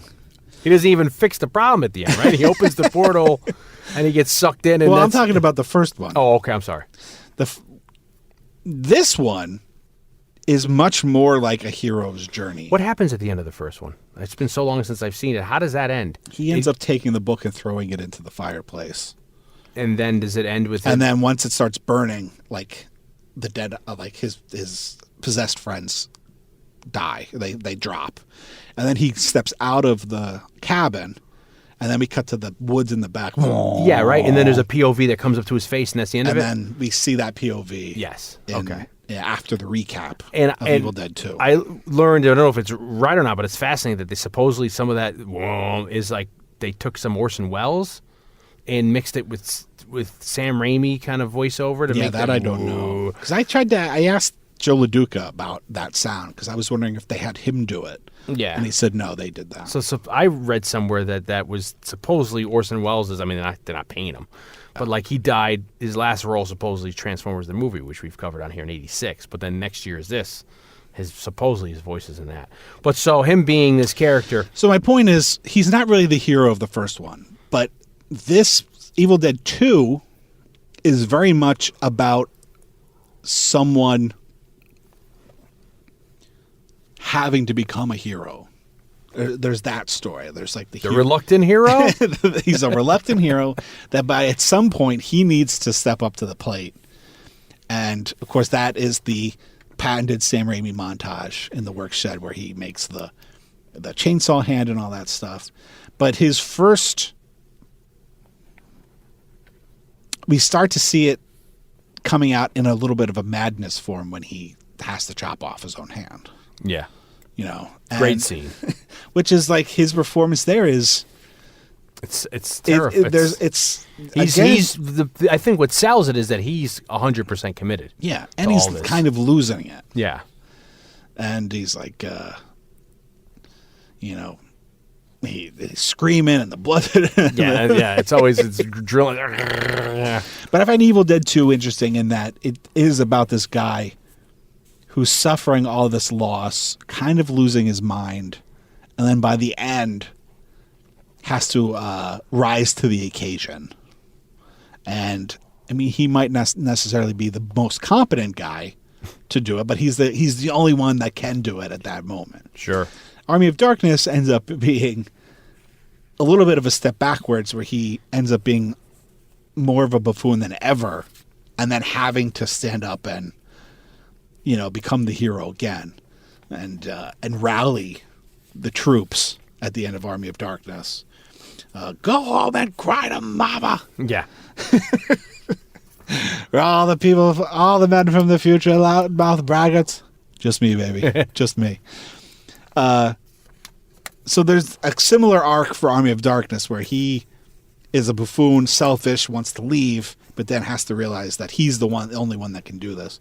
But that happens in Evil Dead 2 also, and I just think it's it's the creation of a hero. Yeah. Which I think is probably an aspect of the story that gets lost on because of so much of the wackiness and comedy and the stylization. And then bringing in the other characters, I guess, because at some point you need other characters for him to interact with. So they bring the other characters in, which is with the tow truck driver, with his girlfriend, Baba Joe. Baba Joe, where are you, girl? And then the kids, they bring the kids in who the parents own the cabin. It's a beautiful cabin. I mean, you think about that cabin in without the Necronomicon fucking some shit up there. I mean, it's how spacious is that cabin. He's running through. He goes between the walls. Yeah, like it looks so big. I know. It's like he's in between these little, mortar cracks. It's like, wow, they have these spaces in the walls to do some creeping. And then he comes out, and then there's a really impressive woodshed in that thing too. That has every thing under the sun. So I guess we're led to believe that whoever built the cabin, the old professor, he built that, and he had the woodshed help him out there. Professor Noby. Yeah. He was doing it all himself, and then the special effects in this movie are some of the it's interesting that they say they don't want to go with really, really red blood because they're worried about the rating. So that's why you get some of that black oil. So at first, the black, I just thought that was just like the depths of hell. But then when you get the green and all the different things. Well, the first one, they use a lot of like white. They use like a lot of milk or whatever. I don't know what they're using, but it ends up being incredibly disturbing. Because they're using a lot of black and white in the first one. Because when he's getting like just hosed with like black, he's like, oh my God, it's spraying. And even a lot of the blood is very watery and almost pink. Yeah. When it's like the fire hose. Yeah. Blood. Yeah, this movie takes the liquid quotient up to beyond norms. Special effects in this movie are great. Mark Sjostrom, I think, is the head of the makeup effects, and he puts together. He had done just before this. He had done From Beyond by Stuart Gordon, and he had done Nightmare on Elm Street 2, Freddy's Revenge. And then so he gets hired to put together a special effects team, and then he ends up hiring guys that have been talked on here a few times. I think they're in the special effects Saturday Night Movie Sleepovers Hall of Fame. Yes. Guys like Greg Nicotero, Howard Berger, and Robert Kurtzman, who later create their own company called K&B. Which does everything now, right? They've got their hands in most everything. I mean, they did everything from the Massacred Buffaloes and Dances with Wolves to everything on Army of Darkness to I don't know if K&B officially is still together, but Greg Nicotero has got his hands all over Walking Dead. He directs a lot of the episodes. He's one of the producers, and I guess his shop does all the special effects. And they did the Day of the Dead, the 85 Romero movie. Well, yeah, because they weren't K&B at the time. Yeah. They're all, especially Nicotero, but they're under all Savini's tutelage. proteges of Savini. And then they worked on Savini's directed the 1990 remake of Night of the Living Dead. They're doing stuff there. They did the special effects for Green Mile, right? Maybe. They may have, but I was going to say Tales from the Dark Side of the movie. Tales from the Dark Side of the movie. So they created that crazy gargoyle monster. Yeah, which we'll get to at some point. But everything to Wishmaster to Wishes, so much stuff. So and then you got, but they're still kind of new to the business at this point. Yeah. So they started working out with not Lorimer. I forget the company that created all those the Romero movies, but they started off kind of under Savini, and then we talked about them. Well, we talked about them in Dawn of the Dead because he first that's when he meets Savini and starts. Nicotero meets Savini, but then they work with him on Day of the Dead, and I think Nicotero's even in Day of the Dead. And then Nicotero's also has a cameo in From Dusk Till Dawn, and they did the special effects for Dusk Till Dawn. And then Savini's in that as Sex Machine. They did In the Mouth of Madness as special effects. And then we told that story in one of those casts where he met Romero in Italy, right? Isn't that him? Yeah, Nicotero met Romero in Italy while he was writing Dawn of the Dead. And he was on a family vacation, right, with his family. They were just he was a teenager. Nicotero was on a family vacation as a teenager in Italy, and then they added a restaurant, and the table next to them was George Romero. And Nicotero was a Pittsburgh guy as well as Romero. And so when Romero made Dawn of the Dead, he called Nicotero up and said, "You want to come down and hang out?" And then that's when he met Savini. And then post Day of the Dead, we talked about he was going to be a lawyer. Yeah, he was going to be a lawyer, but then he which is his father wanted, and I think he went to law school, and then he told his dad after working on Day of the Dead, he's like, "I want." Yeah, well, part of that is because Howard Berger is like, "Hey, we're going to go and move into a house together in L.A. and do this. You should come with us." He's like, "I'm out." And so he moved with them, and then, I don't know if it's the next project. Maybe they're doing little things, but then their next big project is Evil Dead 2. Yeah. And then working on Evil Dead 2 with Mark Sjostrom, that ends up being another, great thing on their resume, and then eventually they form K&B and they do their own thing. Also, there's other guys there's a guy named Shannon Shea who also works as part of the crew there, and then there's all the stop motion stuff, which is amazing. Doug Bisquick. Bisquick. He's the stop motion guy. I mean, this thing is also really... Tom Sullivan does some of the stop motion stuff with involving the book, because he did the book and all that stuff for the first one. Yeah. So the stop motion is actually, there's different people doing different aspects of it. And, I mean, it's really... We talk about... It's getting late. Sorry. We talk about how up until that time, you're putting in everything you can into a movie, and that's a tune we say a lot around here, like with Labyrinth or whatever you see. And this is an example where you have like the Ray Harryhausen, like rotoscoping to stop motion. You have puppets, you have latex, you have practical effects, you have it's just so much. You do have almost every aspect of physical effects. At the end, when it's the I think it's the mom flying around, and you're cutting to that long shot, and suddenly it's like very much like it's Harryhausen, like Jason and the Argonauts.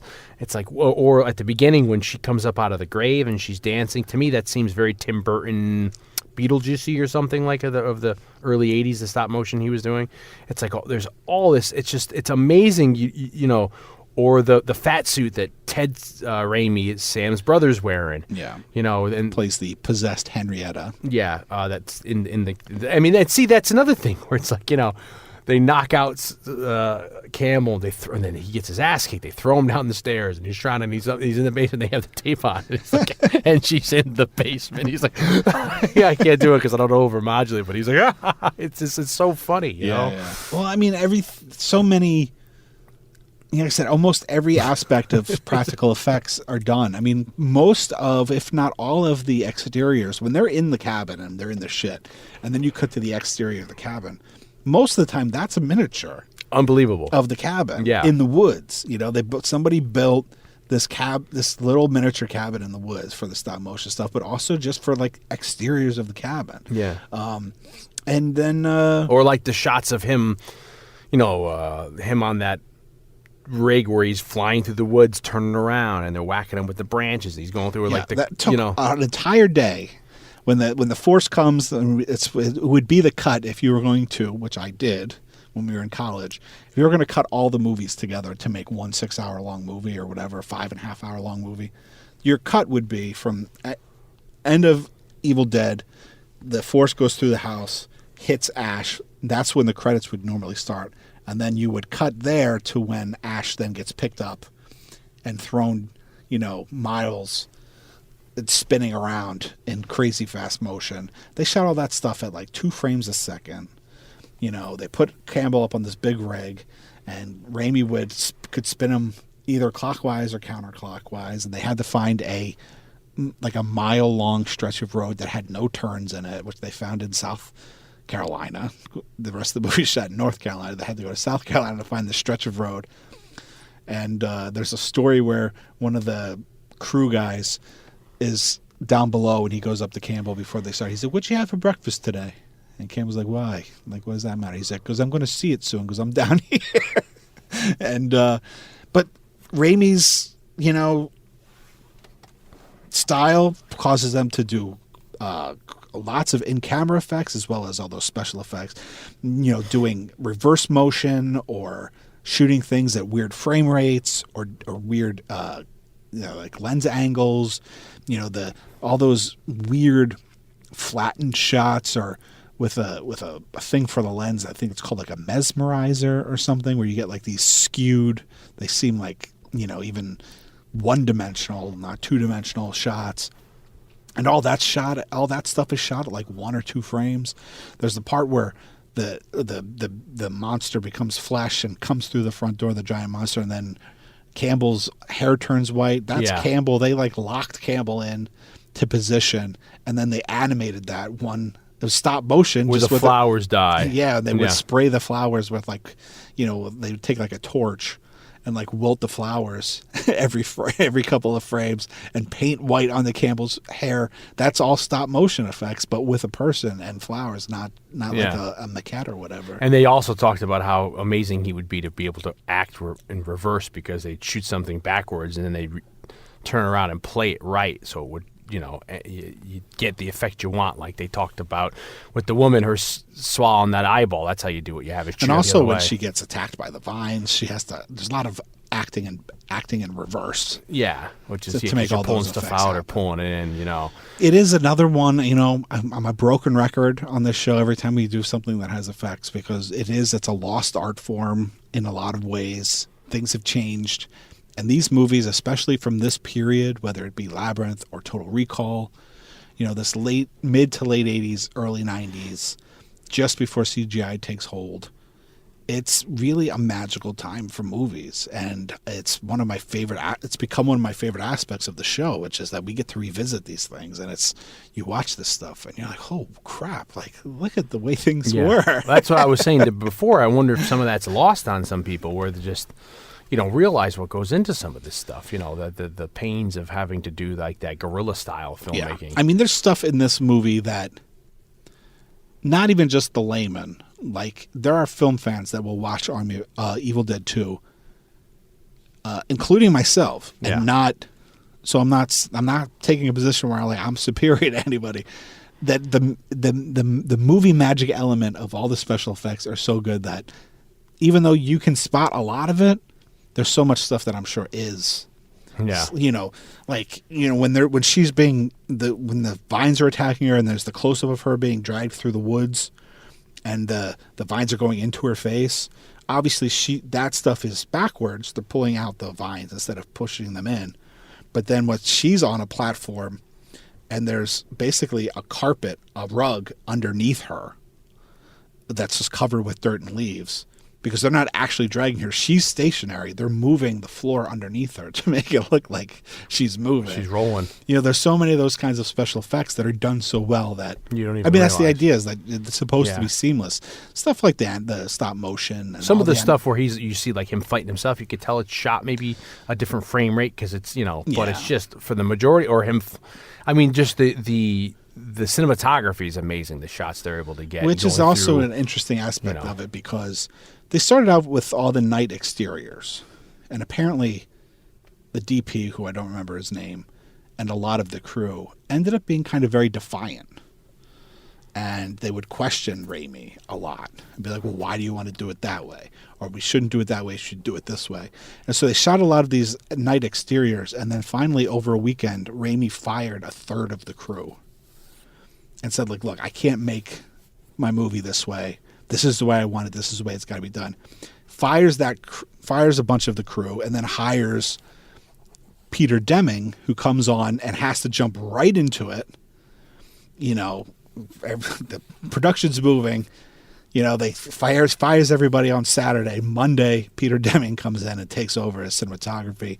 He watches the stuff they shot. He talks to Raimi to get a sense of what they want to do, and he hits the ground running. And he does a fantastic job. So much so that Raimi brings him back for Drag Me to Hell, just many years later, because that movie obviously has a lot of similar sensibilities. And then he ends up using Deming again for the Oz the Great and Powerful. Yeah, but it's a great matchup. Deming really gets what Raimi's going for, and apparently the difference in crew was Deming was always like, when Raimi said how he's to do it, and he was like, okay, let's do it. Yeah. Or like, okay, how should we do it?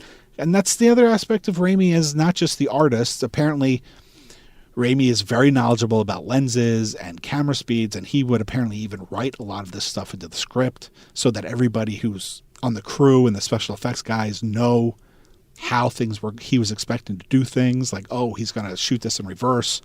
That lets the crew know how we're going to do it. But he would put in like what lens they're going to use, how fast this film's going to run. So Raimi is like a master of the technical aspect of filmmaking, but he's also like a determined filmmaker. He's not afraid to say, you know what, like if you're not going to do it the way I want to do it, get the hell off my set and I'll find somebody. I have to make the movie that I want to make. It's on a low budget, even though it's $3.5 million. We have limited time. I can't put up with this bullshit. I can't have people questioning me. And so in that way, he's a very tough filmmaker. Yeah. Which is an aspect that, you know, most of us, unless, you know, you're obsessed with special features and stuff and reading things, would never know about him. But sometimes as a director, and, you know, even the special effects guys, like, nobody ever yelled on set. It was like the most fun set. There was never any tension. But not saying Raimi screamed and yelled to fire everybody, but Raimi was a guy, I'm sure it's very intimidating to say, for him to have to make that decision. Yeah. But he knows what he wants, and he knows how to do it, and he needs to get people that can help him execute it the way he needs to do it. And so that's another aspect of, you know, being a director that I think is pretty commendable. Well, he's got a singular vision. He's kind of like the Coen brothers, where he has an idea of how it wants to look. He has a hand in writing his stuff. Yeah. You know, he's able to execute it and get something out that's quite unique. You know, especially the earlier stuff there. Definitely. You know, and it's kind of pioneering within the field. I mean, you know, it did define a genre, his stuff, you know. I guess there were ideas when this came aboard that this was going to be a reboot, or is this going to be a sequel? So, you know, it was kind of like they're going the sequel route here. Yeah. That's why, Some people call it a reboot, but because of what we talked because about. of the recap. Yeah, but at the beginning. they say no. I mean, there's a recap, but then once that cut that I was talking about earlier happens, that moment, then it's all direct sequel, Bride of Frankenstein style, Going right out Halloween with it. 2 style. Minute it ends, next one begins. And then you know, his brother Ted Raimi, who I remember very well being in Darkman, and he has a very other. He's in a lot of other movies and stuff. I think he shows up in the Spider-Mans too. Is he? Yeah. Is he as shtick as he's in every one of his movies? Yeah, pretty much. Yeah. Same with the car. But yeah, But well, Raimi was also on like Sequest. yeah. He was one of the crew members of the show Sequest with Roy Scheider in the 90s. And yeah, Darkman was probably the first time I recognized him in something. Because he gets killed with And that. he's like one of Jonah Jameson's guys in the Spider-Man movies. Yeah, because I remember he gets his head taken off, right? Because he puts his head through like Through the manhole, yeah. I haven't seen that Spoiler movie in alert. 30 years. But Raimi's 20 years old when they shoot this, and this is how Ted Raimi gets his SAG card. yeah, is This being is his this first professional job. because he's in this fat suit, right? And it's not latex; it's this other kind of stuff at the time, or whatever was the mold. And then Yeah. they said he sweat so much he was like losing pounds in the suit. yeah, 'cause well, it's so hot. Sam Raimi says, look, whoever's going to be in this thing is going to be tortured. Yeah, So let's get my little brother to do it. Yeah. There's a scene in the movie, and it's when she's flying around on the ceiling and she's grabbing Linda And she's or Annie's head. turning, right? And she's turning around, and there's a couple of things in that you can see the holes in the suit, but also it's Campbell. He's like, you know, I don't remember what he says, but he comes up and he says, "Hey, you know." It gets her attention. Yeah. And then it stops and it cuts to a close-up, and her ear is very close to the end of the frame, meaning Henrietta, the character, Ted Raimi in the suit, sideways. And you can see a stream of White fluid. of milky white sweat, because to put the costume on, there's all this like powder. They had to put like talcum powder on him, yeah. basically. So it it's wouldn't this stick. combination of sweat and powder Leaking. oozing out of his ear because there's a seam in the thing. It- And when they would take the suit off at the end of the day, and they would pull his rubber feet off, they could just like pour the water out of the feet. Yeah, and he said he was losing shit tons of weight because of this. Because you got to think of how hot it was. They're shooting in the summertime, right? It's middle of summer in In a North middle Carolina in a gymnasium. You're probably not doesn't Under have air hot conditioning. lights. And then they're in a set on hot lights. He's in a fat suit, and they had like lentil beans, because what they do is they would they molded him in like spandex to get him, and then they built a fat suit around that. But then once they built the fat suit, they had to take like say lentil beans or lentils, and they had to put lentils into the areas like where the breasts are or the stomach or to fill it so that gaps. when they jump around, it reacts like fatty tissue would. Yeah. So he's got all that on him, and then like you're saying, in that scene where you see him going around on the ceiling like a fan, you could see like his ass crack. You could see like it's at one point it's like cracked open. Yeah. The suit's broke, and you could see his like 'Cause- underwear and his spandex underneath. Because apparently, just before that moment, in the beginning of that scene, and Linda, I keep saying Linda, but I think it's the character of Yeah. Annie. She's, Campbell's down in the basement. She's up top, and she grabs the pages and she steps away, and then he pops up from the doorway into the cellar. Well, apparently, one of the takes, he popped up and either went too far or popped up too fast, and then he fell over. And he hurts himself. Or you hear him go, ah! He ends up hurting himself, but he ends up ripping the whole back of the suit. Yeah. So they try to super glue everything, but you can see in that specific shot that Dion's talking about when he's spinning around on top that like his whole ass is like torn open. I didn't notice when you have the beautiful, very famous now montage of him running to the work shed. And I guess, is it in the work shed or is it in the basement? You could see the Freddy Krueger glove. That's in the basement at the end when he's looking for the pages. And that's another thing. We're talking about how elaborate this cabin is. Hanging on the wall. Yeah. There's a Freddy Krueger glove, which I guess Sjostrom brought. It's a reference. Because he worked on the second Nightmare on Elm Street movie. Because in one of them, they're watching Evil Dead. Well, that rivalry goes to that in the first Evil Dead, I think in the basement, there's a Hills Have Eyes poster that's ripped like in half. And it was always meant, supposedly, that Raimi's mentality was like, oh, you thought that's scary. Like, that's not as scary as this movie. So then, as an answer in Nightmare on Elm Street, Nancy, when she's trying to stay awake, is watching Evil Dead on TV in her bedroom, and I think she said something negative about it. So then, as kind of, even though Craven had nothing to do with the second Elm Street movie, really, still as kind of a joke, because Sjostrom had done the second, worked on special effects. Yeah, he was the special effects guy. He brought the glove and they pinned it up, and I'd actually never noticed that until we watched it tonight. Yeah, I never noticed it either. When he was walking through, it was like he's in one aspect of the thing, and I think he's going to go open the curtain to see like the water heater.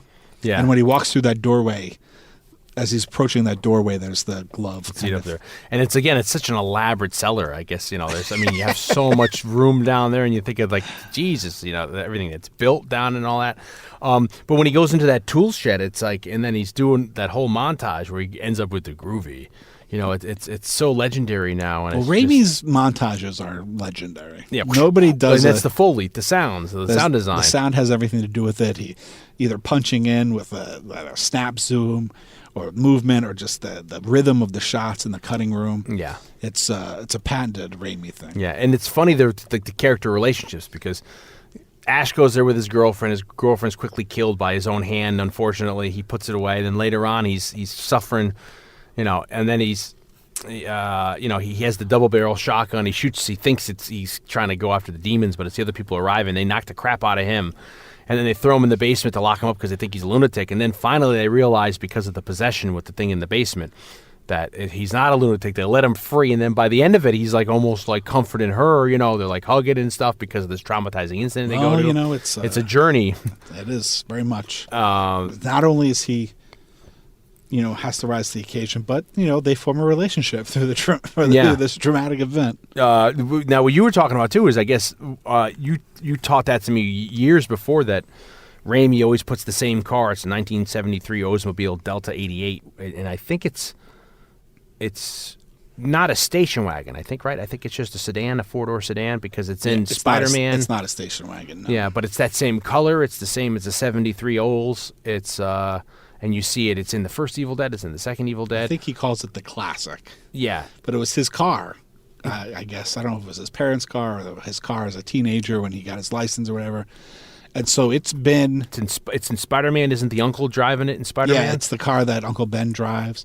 There's even legend that they stripped it down and built a wagon on top of it for Quick in the Dead. But that's legend. I don't know if that's true. When I was, at the end of this, we just did last week Wizard of Oz. You have at the end of Evil Dead 2 where they open the portal, you kind of get the Wizard of Oz ending where he gets sucked in. I love that the car starts getting sucked. I always loved that when I was little. And then you have the shot where he gets sucked into the quote unquote twister or whatever, and into the ripple of time. And then when he lands, to me, the ending part, which is like the Rod Serling twist, like the Planet of the Apes twist of it, where he drops, it's almost like he comes into like a Don Quixote film where it's like Terry Gilliam land for me, where it's like how it looks. Because at the beginning of this, when he's romantic, when he's with his girl, to me it has so much the stock film, it's very like 80s slasher in the woods, like a Jason Voorhees movie. Sure. You got The Burning. It's like that very, that stock that they would use where you could kind of see everything's,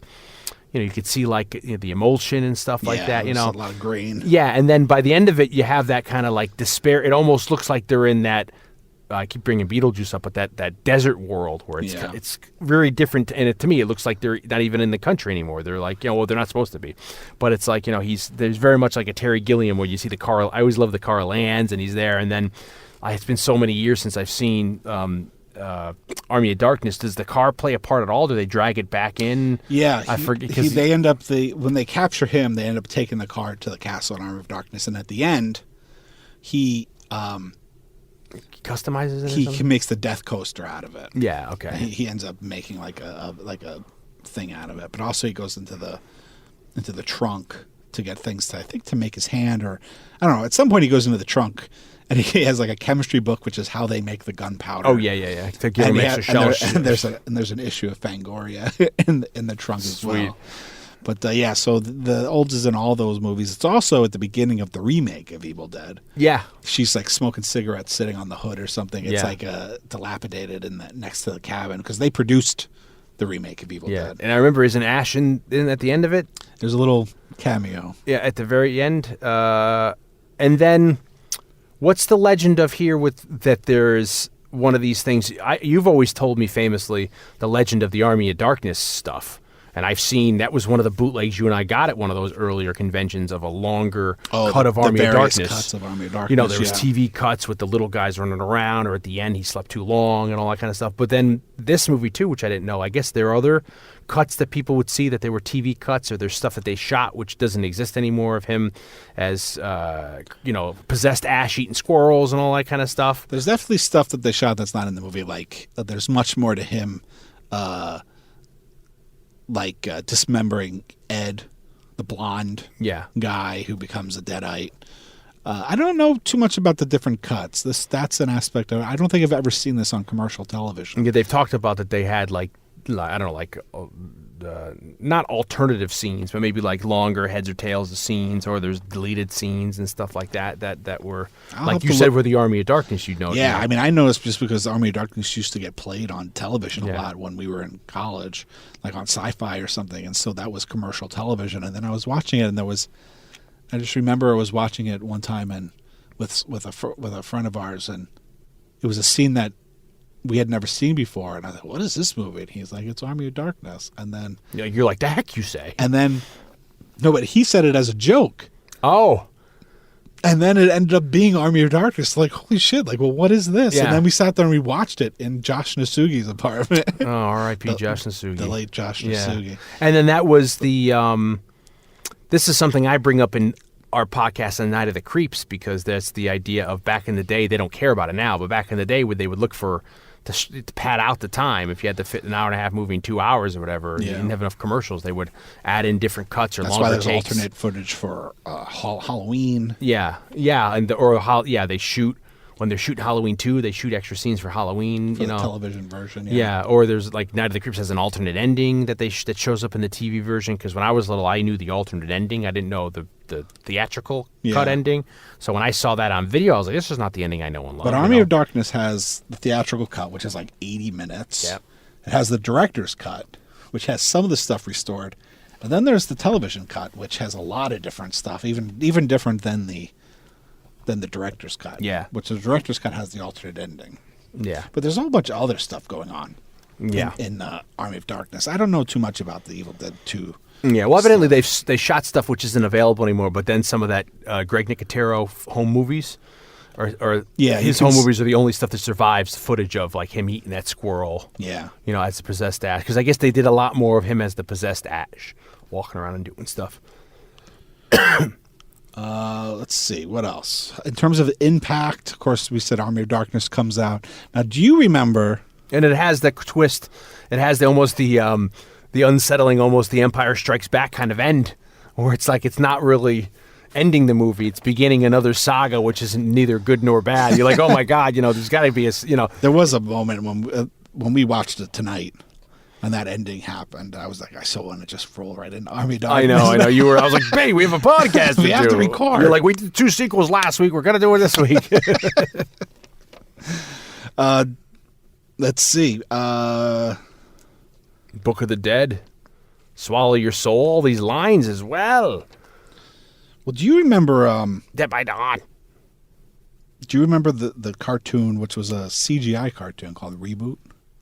Only because you loved it. I only loved it because, well, actually, I got into it when we were in college. But there is an episode that has an Evil Dead 2 homage. And the game they're in is basically Evil Dead. And that's the one with Tony J, right? Where it's the... Yeah, they're in the computer. They're inside the computer, yeah. And it's kind of Tron-esque. Yeah, I think we should go back and revisit that. And they battle, like, the player. Yeah. But we never see the player. Because they Isn't Waxworks, too, have a Evil Dead? Doesn't he go into a world with Ash? Or is Bruce Campbell in that Bruce movie? Campbell has a cameo in the second one, I think. But I don't think it's Evil Dead related. Or it's Dawn of the Dead or something. I thought he goes into... they go into, like, the mall of Dawn of the Dead, and I thought they went into the world of Evil Dead. But... It's been so long. Yeah. But Campbell is in the Haunting homage. Waxwork 2 has a bunch of homages to other horror movies. Oh, okay. I was like, you threw me there. It's like you lost me. And one of the homages is a black and white segment that's kind of a... like Robert Wise is The Haunting? The Haunting. I believe Campbell's in that one. Okay. But anyway, so there's an episode of Reboot called To Mend and Defend from 1997 that I remember seeing that in college, living in an apartment with... I lived in an apartment with a bunch of musicians for one school year, and... me and them being really stoned one day and watching Reboot. Yeah, heck you say. And being like, holy shit. Wait, this reminds me of something, bro. And being like, holy shit, that's fucking Evil Dead. And then, of course, like you said, it got spun into a television show. From 2015 to 2018, we had Ash versus Evil Dead on Stars. Other notable things to mention are Raimi's The Knight at the end, who's like, the hero came from the sky. Yes. That's Raimi as a cameo. And also there's a story, I believe he tells it on the commentary. Campbell tells a story about when he did Escape from L.A.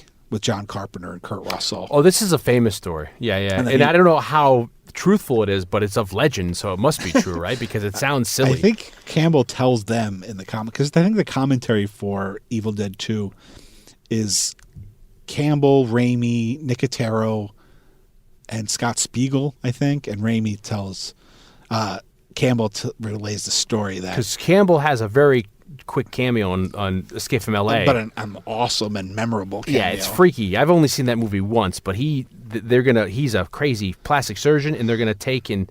Who's the girl with... She's the girl from Hot Shots. Okay. And they're gonna take the face, right? He's gonna put the faces on somebody else or something. Yeah. But he's got a messed up face because he has plastic surgery. He wants Snake's other eye. He likes Snake's eye. He's got to cut Snake's eye out. Yeah, I gotta see that again. But apparently on set, the first time he met Kurt Russell, the first thing Kurt Russell ever said to him was, "Say work shed." and because there's this very funny like dropped ADR line right before he goes to the work shed where, you know, you could tell Campbell didn't say it on set. They recorded it and inserted it later. Where he's like, work shed. And he runs to go out to the work shed. And apparently Kurt Russell always thought that was really funny. Which would mean that Kurt Russell had seen the movie so much. He's like, that's, you know. And then it's also like the kind of idea I heard that Bill Paxton had told a story where Bill Paxton, like, shortly after this movie came out, like Jim Cameron showed up at his house in the middle of the night. It's like, we're going to the movies right now. You got to come see this movie. And Bill Paxton's like, bro, what do you mean? And it was to go see Evil Dead 2. And this is Jim Cameron, the guy who did Terminator, Aliens, was probably in pre-pro for The Abyss at the moment. He's like, we got to go look what they're doing in this movie Evil Dead 2, you know? He ends up using Paxton, the late Bill Paxton. R.I.P. R.I.P.'s this episode. Yeah. In Simple Plan. Yeah. But then, even more so, he ends up using Paxton's dad. I think Paxton might tell that story. That's the relation is maybe he tells that story in the commentary or on set of Simple Plan. Yeah. But you can see Bill Paxton's dad is sadly not a good actor, but he's a very old guy, and he's like the butler for James Franco and Willem Dafoe in Spider-Man. Oh, okay. And he's in other Raimi movies. So much, and he's, unfortunately, I mean, it's my opinion. I don't know if he's an actor or what, but he's so bad in those movies. And I was like, who is this? Is this Raimi's dad? Like, whose dad And is he's bringing this? in poor Mr. Paxton in. He's bringing in old man Paxton. Yeah, well, it's like Jim Cameron's like, I passed on old man Paxton. You know, we were going to use him in Near Dark, but, you know, even though it's not Cameron. That's just funny. And this reminds me, there's a movie I always say that, like, recently in the past 10 years or so, one of the funniest movies I've seen is Black Dynamite. But also, I randomly came upon Tucker and Dale vs. Evil when that came out. Yeah, it's a great one. And that's a movie where, I don't know if did I tell you to watch that movie? Someone told me you got to go see this movie that's streaming. And it's just like, okay. And I went and it's just Alan Tudyk. So funny. But to me, that kind of has its heart, and not just because it's similar, they're in a cabin in the woods and shit's going down. Yeah. And it's not nothing possession or whatever, but just the idea of the heart of it being a horror and being a comedy and being so, you know, to me, you think about things that kind of remind you, and I have to go back and watch Tucker and Dale vs. Evil, but it just, that's a movie where I'll laugh out loud. Some of the shots where, like, Alan Tudyk, I can laugh at anything Alan Tudyk's doing. There's also an episode of the show Spaced. Yeah. By Edgar Wright and Simon Pegg. There's the beginning of one episode where he's playing a video game, and I think he falls asleep playing, like, Resident Evil or something. Yeah. And he has a dream that's totally Evil Dead 2 or Evil Dead inspired, and I think they even have like an Evil Dead 2 poster hanging up in their apartment or something. And you've been to a lot more cons than I have, Comic Cons, horror show cons, but the couple I've been to with you, the ones we've gone to that we've been at tables with and stuff like that, that's a huge thing now, the cosplay of Ash. Sure. I see a lot of people cosplaying Ash. Sometimes it's like Jason versus Jason. You see people dressed up as Jason Voorhees. You see a lot of people dressed up as various stages of Ash. I'm Ash from Evil Dead 2. I'm Ash from Army of Darkness. I like to see a guy possessed Ash. I don't know if you get that. That would be a good one. And that's another thing, too, talking about, I guess, when they were possessed, they put those contacts in. And it was of the day where, since the contacts are white, they couldn't see a damn thing, right? So they'd have to rehearse without them, and then shoot, but they shoot it blindly, like they couldn't see. Campbell even said that they would keep on saying, like, open your eyes, and he's like, I couldn't tell if my eyes were open or not. Because you can't I mean, that's scary to think that, a lot of times nowadays you'd think that you could see out of these contacts for the most part, and they would be like, Ted Raimi would be like coming out of the dirt, and all the dirt would get underneath the lenses. He hurt his eye doing that. To me, it's insane eye contact or contact lens technology, because like Tom Cruise, when them strapping him to the side of that C-17 to go up in the air, I think they had to put special contacts in to keep his eye, so he can have his eyes open for however pressure. It's hard for me when you're driving. I stick my head out the window like a dog, and I'm like, and we're only going 30, and I'm trying to keep my eyes open, to be strapped to a C-17 and going up, so. But the impact of the Evil Dead movies, not only are the spin-offs that I just said, or the homages and things like Reboot and Space, but Reboot, lots of different comic books. There's lots of Ash comic books, Army of Darkness comic books. Now, there was an Army of Darkness, I think 3 or 4 part run, which was the story of the movie Army of Darkness. But then in recent years, there's been like Ash versus. There's been crossovers. Yeah, there's been like Ash in the Marvel. There was like a Marvel Zombies. Run. Huge. And there was like a whole run of Ash in that land. I actually have the original art from a page from that, which is sweet. I bought it because it was Ash, Spider-Man, and Punisher all on the same page. Can't go wrong with that. But Ash, like Army of Darkness, or Ash versus Reanimator, all kinds of comic books. Jason Voorhees, maybe you're. There was an Ash versus Freddy versus Jason comic. There's been video games. What was the premise of the show? I watched the first episode, and then I fell off keeping with it. And people who watched it loved it. Yeah, but I mean, it's just the evil gets out again, and he's got to just put the arm. He's living in a trailer, right? He's living in a trailer, which is interesting because in his movie, my name is Bruce, and he plays himself. He plays Bruce Campbell, but he plays Bruce Campbell who lives in a trailer. So Ash lives in a trailer. I think he Very works Shatner-esque. He works at like, I don't know if it's not the S-Mart, but it's whatever other store. And on a drunken night with like a prostitute, he ends up, you know, that she's a fan of poetry. She's got poetry on her, like tattooed her. He's like, oh, you want to hear poetry? He's like, where do you listen to this shit? And he pulls out pages of the Necronomicon and he starts reading it. And then he ends up conjuring the Kandorian demons. And what do you have? Two seasons of that? I think 2 or 3. Yeah. Definitely 2. Maybe it's just 2. Yeah. It was a lot of fun. Yeah. You know, Raimi did the pilot. Joe LaDuca did all the music. Campbell obviously came back. Tapert produced it. It was a good one. And it ended like on such like you so wanted to see fucking season 3. Yeah, that's what I've heard. People were very much It ended kind of in a way like the alternate ending for Army of Darkness ends. He's slept too long. He's like in the future, and he's like now he's the savior of the future, and it's like going to be Ash versus the machines or some shit. And you're like, oh man, and then it ends up, and he has friends. He picks up friends along the way. It was a lot of fun. You know, if anything, the episodes were too short because the episodes were like 20 minutes to a half an hour a piece. Oh, and so like you'd be done, more. and you'd be like, oh man, but I guess leave him running And more. you interviewed Campbell and then you got a pretty good interview out of him because you talked about stuff. You focused more on his producing, right, than his acting? Yeah, I interviewed him real quick. I interviewed him right when the remake of Evil Dead, right around the time that the remake of Evil Dead was maybe coming out on DVD or Blu-ray. And also Crime Wave had just come out on Blu-ray. And he produced both of those movies. So I interviewed him basically about his producing. But we talked about...